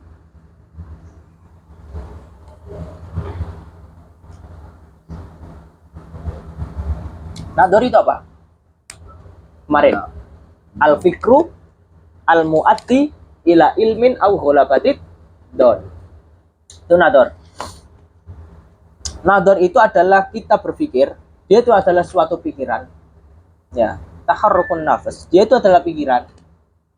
Di mana pikiran itu bisa menghantarkan pada ilmu, dan ilmu yang kita maksud adalah hal tadi ya.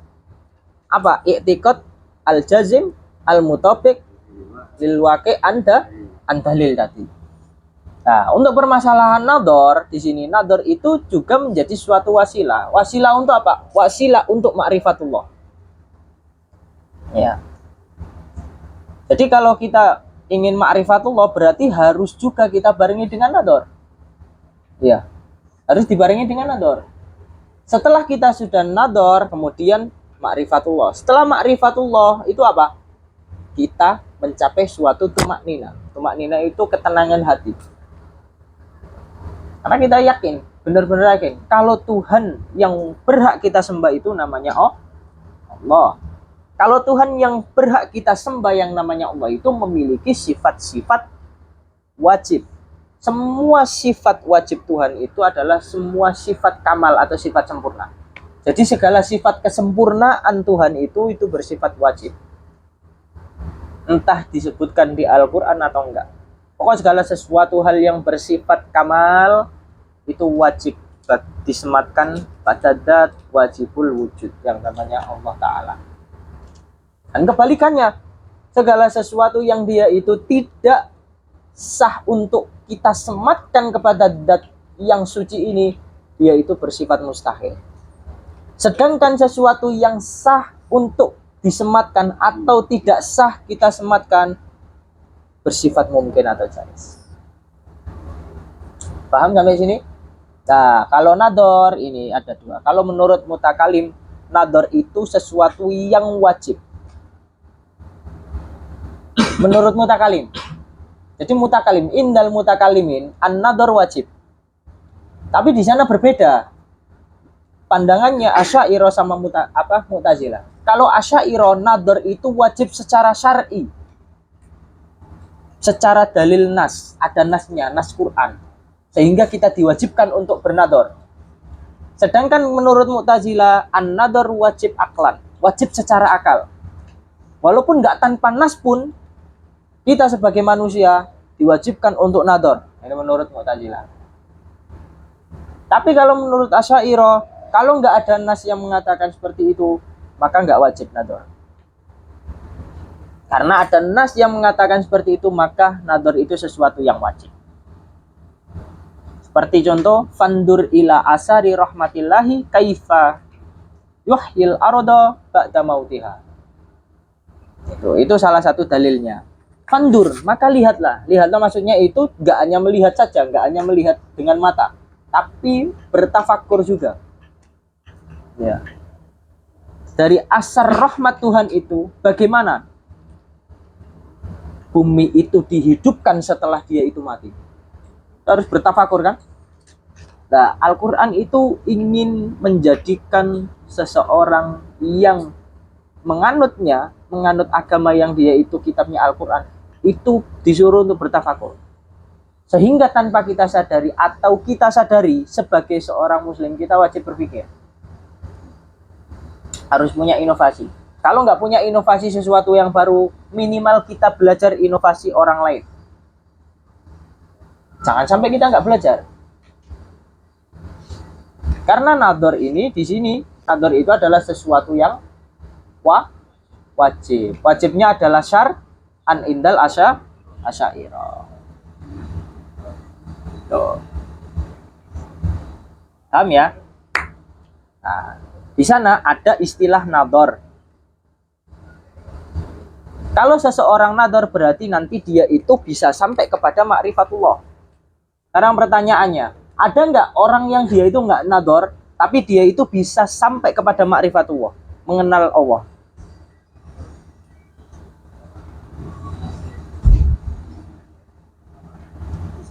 Hah? Bisa nggak? Nggak bisa sampai pada ma'rifatullah, karena definisi ma'rifatullah itu tadi itu adalah adanya dalil. Sedangkan kebalikan, ada orang kebalikan daripada orang yang nador. Orang yang muqallid, orang yang taklid. Nah ini pertanyaannya. Taklid dalam urusan agama boleh nggak? Nah, untuk urusan akidah boleh nggak? Dari mana sampean mengatakan kalau taklid dalam urusan akidah nggak boleh?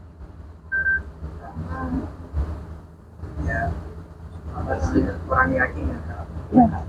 Kalau taklid dalam urusan al-ahkam fikih, nggak hanya boleh, tapi kita sebagai orang yang nggak mampu dan kita tidak sampai pada derajat mustahid, kita diwajibkan taklid. Iya. Kenapa diwajibkan taklid? Ayat ahkam, ayat-ayat hukum sebegitu banyaknya, mulai dari Al-Quran dan Sunnah tadi. Bagaimana kita sebagai orang biasa atau pelajar biasa, yang dimana kita belajar nahwu saja masih keteteran, ya kan? Sorof saja masih gerotal-geratul kan? Kemarin saya sepil masalah iklal aja nggak ada yang bisa, teman-teman. Gimana ini?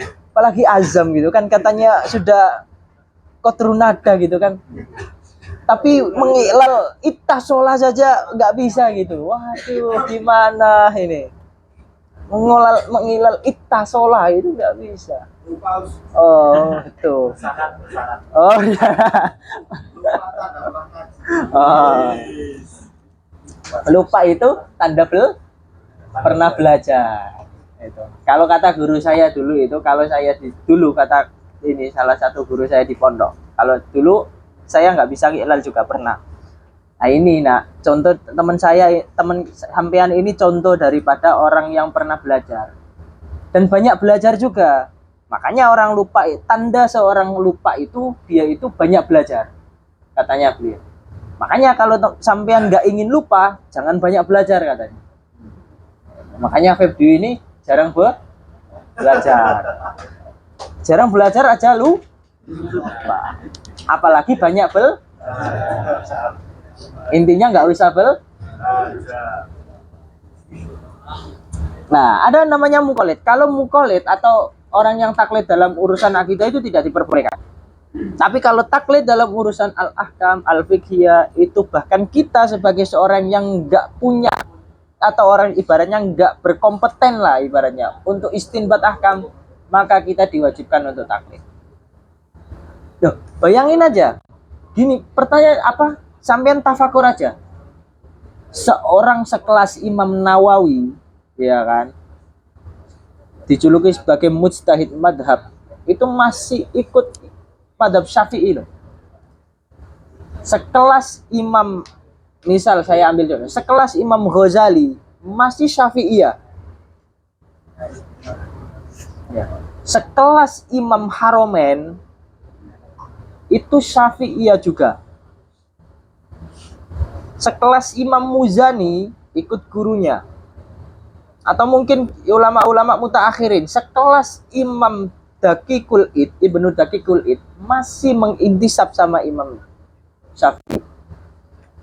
Sekelas Imam Taqiyuddin atau Tajuddin Subaki masih Syafi'iyah.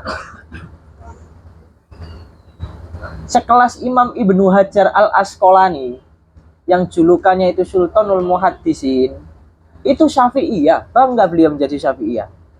Sekelas Imam Mahali, Jalaluddin Mahali, Syafi'iyah. Sekelas Syekhul Islam Zakaria Al-Ansori, Syafi'iyah beliau. Sekelas Imam Bajuri, Syafi'iyah. Apalagi sampean, oh saya nggak bermadhab gitu.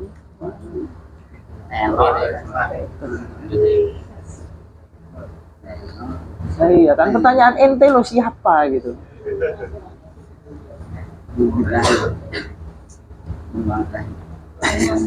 Nah itu, seorang muqallid itu apa? Seorang muqallid itu man i'taqada. Dia itu adalah seseorang yang percaya al-wajibat wal jaizat wa nafyal mustahilat fi haqqillahi ta'ala bila dalil.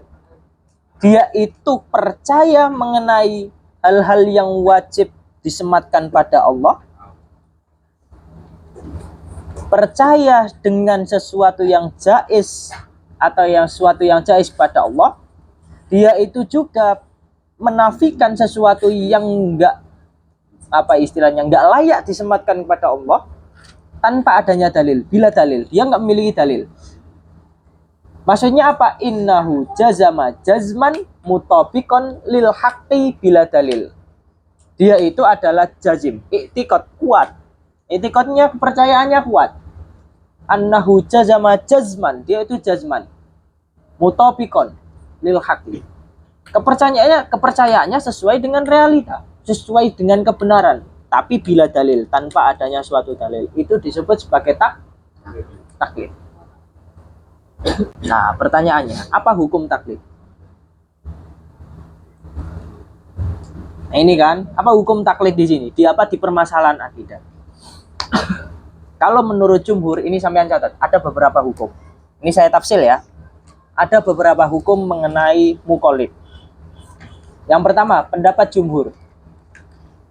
Pendapat jumhur, seorang muqallid itu huwa mu'minun. Seorang mukmin. Masih tetap seorang yang taklid dikatakan sebagai seorang mukmin. Ya. Lakinnahu asin. Akan tetapi untuk hukum ini nanti ditafsir. Ditafsir lagi. Ketika dia itu termasuk ahliyatan lin nador. Ahliyatan lin nador ini dia itu mampu untuk nador. Dia itu ya seperti teman-teman lah. Kalau saya yakin insya Allah sampean ini di sini, yang hadir di sini, entah banin atau banat, insya Allah semuanya itu ahliyatan lin nador. Bisa bernador. Ya. Masa mahasiswa Azhar masa punya EQ di bawah rata-rata gitu kan? Enggak lah, enggak kan ya? Insya Allah EQ-nya itu standar lah, standar menengah ke atas, ya gitu. Istilahnya menengah ke atas lah. Ya. Jadi kalau orang yang dalam urusan harta itu ya menengah ke atas. Kalau orang yang itu sudah menengah ke atas kan bisa memondokkan di MBS kan ya. Tadi mu'alimin menengah ke atas ya. Nah, kalau kita termasuk ahliyatan lin nador, kok kita nggak nador, kita taklid, maka kita berdosa. Gitu. maka kita berdosa. Namun imannya tetap sah, tetap sahih, tetap benar. Imannya tetap benar, tapi dia berdosa karena dia itu nggak menggunakan atau istilahnya nggak mengoptimalkan pemberian Tuhan tadi berupa akal yang cerdas. Itu bermasalah. Yang kedua, kalau dia itu nggak termasuk ahliyatan linnador, maka nggak masalah. Dia itu mukmin, tapi dia itu ghairu asin.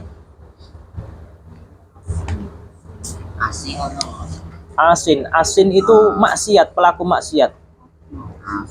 Asin. Ya, benar kan? Asin kan? Karena nggak ada alif lamnya. Kalau ada alif lamnya al-asin.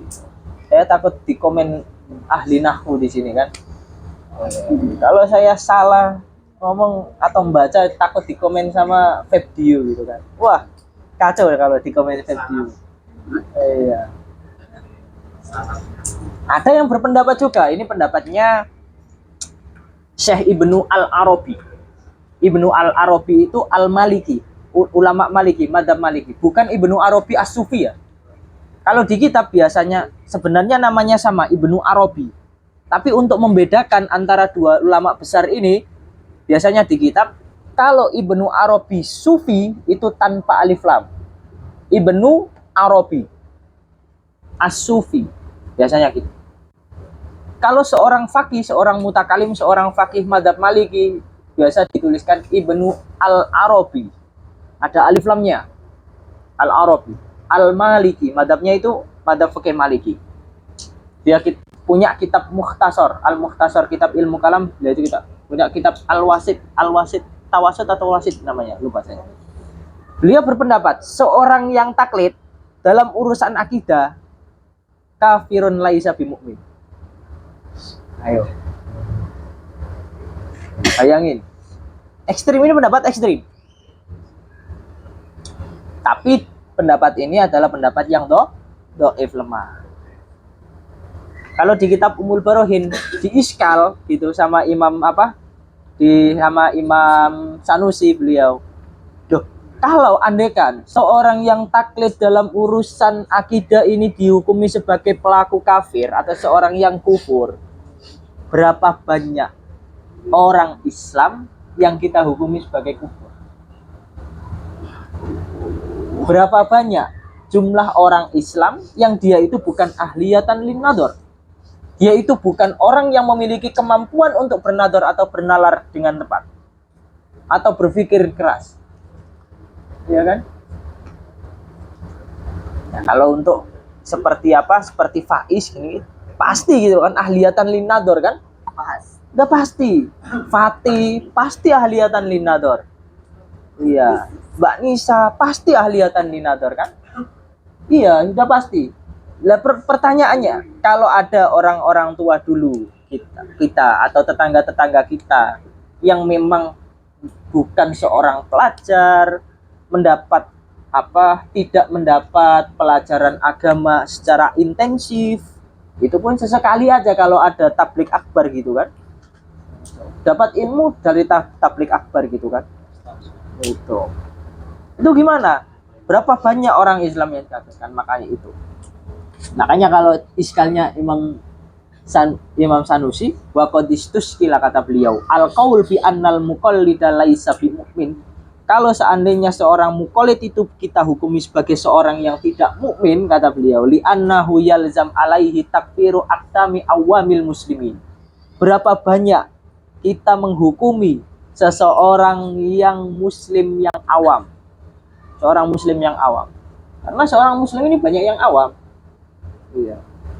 Ya kalau kita di sini ya masalah gitu kan, kayak Salman gitu, nggak mungkin sebagai seorang awam gitu kan, udah belajar banyak kitab gitu kan, bahkan kitab fikih sekarang sudah selesai, kitab Mu'nisul Jalis gitu kan, sekarang membaca Mu'nisul Jalis secara Yaqutun Nafis gitu, sudah selesai membaca itu, nggak mungkin dikatakan sebagai awam lagi kan ya. Katanya, makanya kata diksi beliau selanjutnya, wahum mu'damu hadihil ummah. Dan seorang yang awam itu, orang-orang Islam yang awam itu mayoritas dari umat Islam. Gitu. Dari umat ini nih mayoritas gitu, orang awam. Wa dzalika mimma yaqdahu fi ma ulima anna sayyidana Muhammadan sallallahu alaihi wasallam aksarul anbiya atba'an wa warata ummatuhu al musyarrafa sulusa ahlil jannah. Lalu bagaimana dengan kalau dikatakan seperti ini kan menyalahi hadis Rasul yang mengatakan di mana Rasul sepertiga dari penduduk surga itu adalah umatku. Iya. Sepertiga daripada penduduk surga itu umatku. Lalu bagaimana sepertiga yang kelak akan menghuni surga itu kemudian kita hukumi sebagai seorang yang enggak mukmin hanya karena sebagai seorang yang taklid dalam urusan akidah.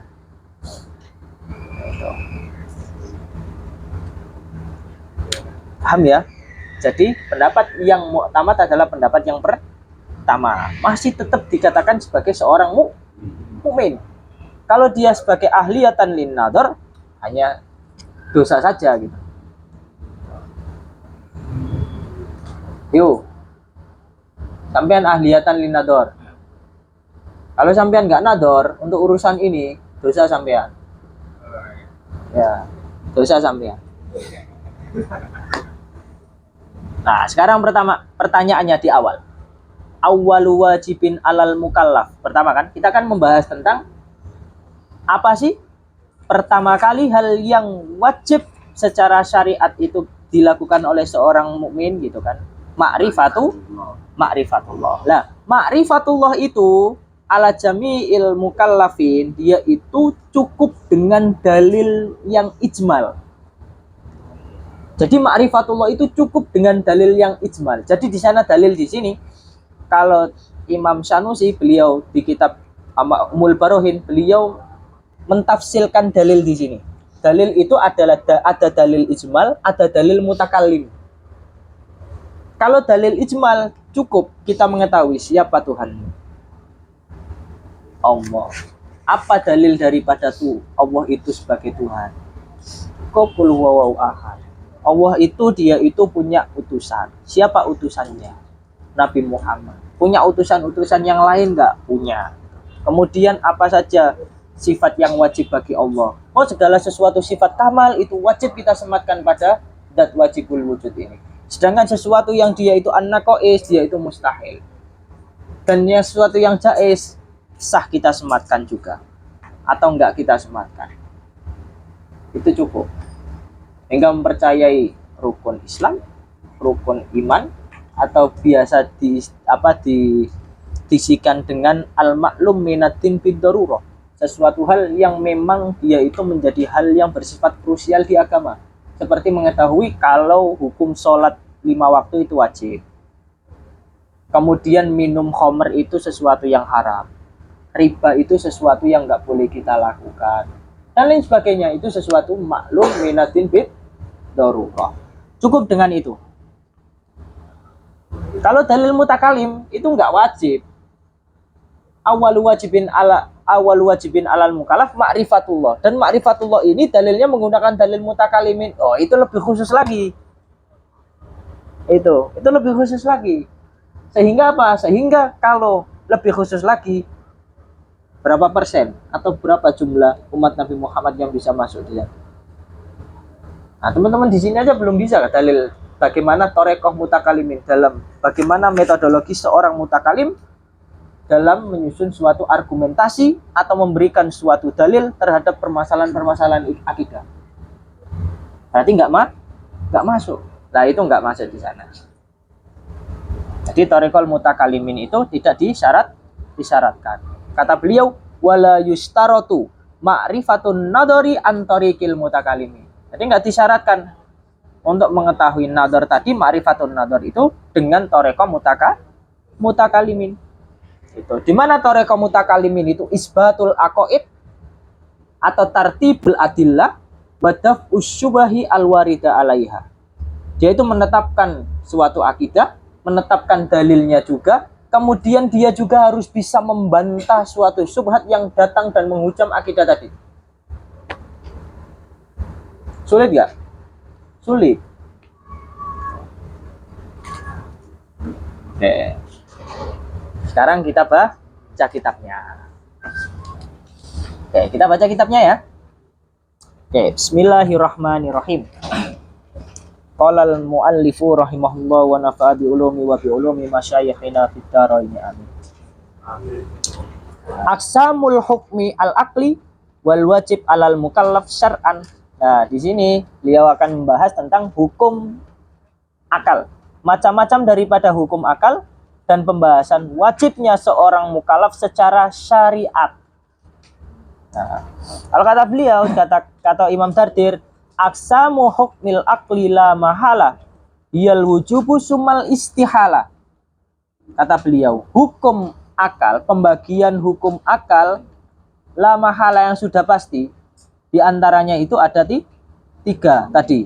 Apa saja? Hiya al wujub, yang pertama adalah wujub, summal istihala, dan yang kedua adalah mustahil, summal jawazu salisul aksami, kemudian ada namanya jawaz atau jaiz akli, di mana jaiz akli itu adalah hukum yang ketiga, nomor 3. Fafham, maka pahamilah, munih taladdatal afhami, kata beliau, semoga engkau diberikan nikmat pemahaman, kata beliau. Wa wajibun syar'an alal mukallafi, dan wajib secara syariat atas seorang mukallaf, ma'rifatullahil aliyyi fa'rifi, kata beliau, mengetahui Allah, di mana Allah itu adalah zat yang maha tinggi, fa'rif, maka ketahuilah. Beliau maksudnya beliau, apa yang dimaksud dengan ma'rifatullah ini? Ma'rifatullah ini apa saja? Ma'rifatullah itu ayya'rifa al-wajib wal muhala ma'jaizin fi haqqihi ta'ala. Maksud daripada ma'rifatullah ini dia itu adalah apa? Yakni wajib mengetahui sifat wajib yang disematkan pada Allah, sifat mustahil dan sifat jaiz atau mungkin bagi Allah Ta'ala. Wa misluda fi haqqi ruslillahi alaihi mutahiyatul ilahi. Ketiga sifat ini juga sifat wajib, dia itu juga sama, maksudnya wajib diketahui oleh seorang mukallaf dan dimiliki oleh para utusannya. Di samping sifat wajib bagi Allah, wajib juga bagi para rasulnya. Mustahil bagi Allah, mustahil bagi para rasulnya. Jaiz bagi Allah, jaiz juga bagi para rasulnya. Alaihi mutahiyatul ilahi, semoga Allah, bentuk penghormatan Allah Ta'ala semoga tercurahkan kepada mereka semua. Kemudian wal wajibul akliyu malam yakbali. Wajib akal itu apa? Wajib akli malam yakbal, yaitu sesuatu yang tidak diterima. Al intifa, maksudnya tidak diterima oleh akal ya. Al intifa fidatihi fabtahil, di mana dia itu tidak diterima oleh akal. Apa yang enggak diterima? Ketiadaannya. Al intifa, intifa itu ketiadaannya. Fabtahili, mohonlah, berendahlah, apa maksudnya memohonlah dengan rendah diri kepada Allah. Fabtahil. Wal mustahilu, dan mustahil, hukum mustahil akli itu apa? Kullu ma lam yakbal, sesuatu yang dia itu tidak menerima apa? Bidati, secara asalnya, as-subuta, suatu ketetapan. Seperti tadi, kalau gampangannya mala yatasawwaru fil akli ada wujuduhu, mustahil itu wujud. Nah, di mana mustahil itu detail awali, dia itu adalah kebalikan daripada yang awal. Wa kullu amrin qabilin lil intifa, dan setiap perkara yang dia itu bisa menerima atau bisa menerima ketidakwujudan atau ya hilang gitu kan. Walis subuti, dan dia juga bisa saja tetap atau ada, jaizun bila khofa, dia disebut sebagai hukum jaiz bila khofa, tanpa adanya suatu keraguan, tidak diragukan lagi, itu adalah sebagai sesuatu yang bersifat jaiz. Karena lagi-lagi sesuatu yang bersifat jaiz, di mana akal kita mampu memikirkan keberadaannya, juga mampu memikirkan ketiadaannya. Summa laman, kata beliau. Enggak, sudah selesai sampai situ. Jaizun bila khofa. Kemudian syarahnya, aksamu hukmil akli salah satun. hiya al-wujub wal istihala wal jawaz. Hukum akal itu, pembagian hukum akal ada 3. Apa saja? Wujub, istihala, sama jawaz. Fal wujub, apa yang dimaksud dengan hukum wujub? Dia itu adamu qabulil intifa. Dia itu adalah sesuatu yang tidak menerima ketiadaan, itu namanya wujub. Wal istihalatu, dan istihala itu adamu qabulis subut. Dia itu adalah sesuatu yang tidak menerima keberadaan atau ketetapan. Wal jawazu qabulis subuti wal intifa. Sedangkan jawaz itu adalah bisa menerima suatu keberadaan, juga menerima suatu ketiadaan. Fal wajibul akliu, dan wajib akli itu apa? Huwa al amru, dia itu adalah perkara as-sabitu yang tetap, alladzi la yaqbalu al intifa fidatihi. Dia itu adalah suatu perkara yang tetap, yang tidak menerima ketiadaan secara zatnya. Wal mustahilu al akli, dan mustahil akli itu apa? Mustahil akli huwa al amru alladzi la yaqbalu as-subut fidatihi. Dia itu adalah perkara yang tidak menerima suatu ketetapan secara zatnya. Wal jaizu al akli, dan jaiz akli itu, wal jaizu al akliyu huwa al amru alladzi yaqbalu as-subut wal intifa fidatihi. Dia itu adalah suatu perkara yang bisa menerima ketetapan dan ketiadaan syaratnya. Wa qad aujaba asyar'u alal mukallafi, dan syariat mewajibkan kepada seorang mukallaf. Wajib apa? Ayya'rifallaha ta'ala bil manzilah. Mengetahui Allah Ta'ala dengan kedudukannya. Maksudnya apa? Ayya'rifa al-wajib fi haqqihi ta'ala, wal mustahil fi haqqihi ta'ala, wal jaiz fi haqqihi ta'ala. Jadi secara syariat, kita sebagai seorang mukallaf wajib mengetahui hal-hal yang wajib bagi Allah Ta'ala. Kita juga wajib mengetahui hal-hal yang mustahil bagi Allah Ta'ala. Kita juga wajib mengetahui hal-hal yang bersifat jaiz bagi Allah Ta'ala. Wa kadzalika aujaba asyar'u alal mukallafi ayya'rifa ar-rusula bil manzila wa ba'dihim bil ain. Dan syariat juga mewajibkan kepada kita seorang mukallaf untuk mengetahui rasul-rasul yang diutus oleh Allah Ta'ala sesuai kedudukannya. Dan sebagian daripada mereka itu diketahui dan disebutkan di Al-Quran. Wa kada ayya'rifa umuran muayyanatan minatin wahiyya al-umur ad-daruriyah. Sebagaimana yang saya katakan tadi, kita juga wajib mengetahui apa yang wajib bagi Allah Ta'ala, apa mustahil bagi Allah dan jaiz bagi Allah. Kita juga wajib mengetahui hal yang wajib bagi Rasul, kemudian mustahil bagi Rasul dan jaiz bagi Rasul. Kemudian kita juga harus mengetahui al-umur minaddin bid-darurah.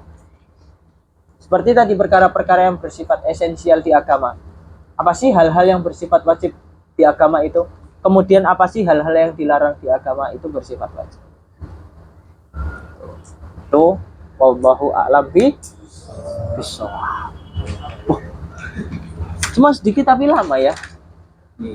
Wassallallahu ala sayyidina Muhammad. Akhirul kalam, wassalamualaikum warahmatullahi wabarakatuh.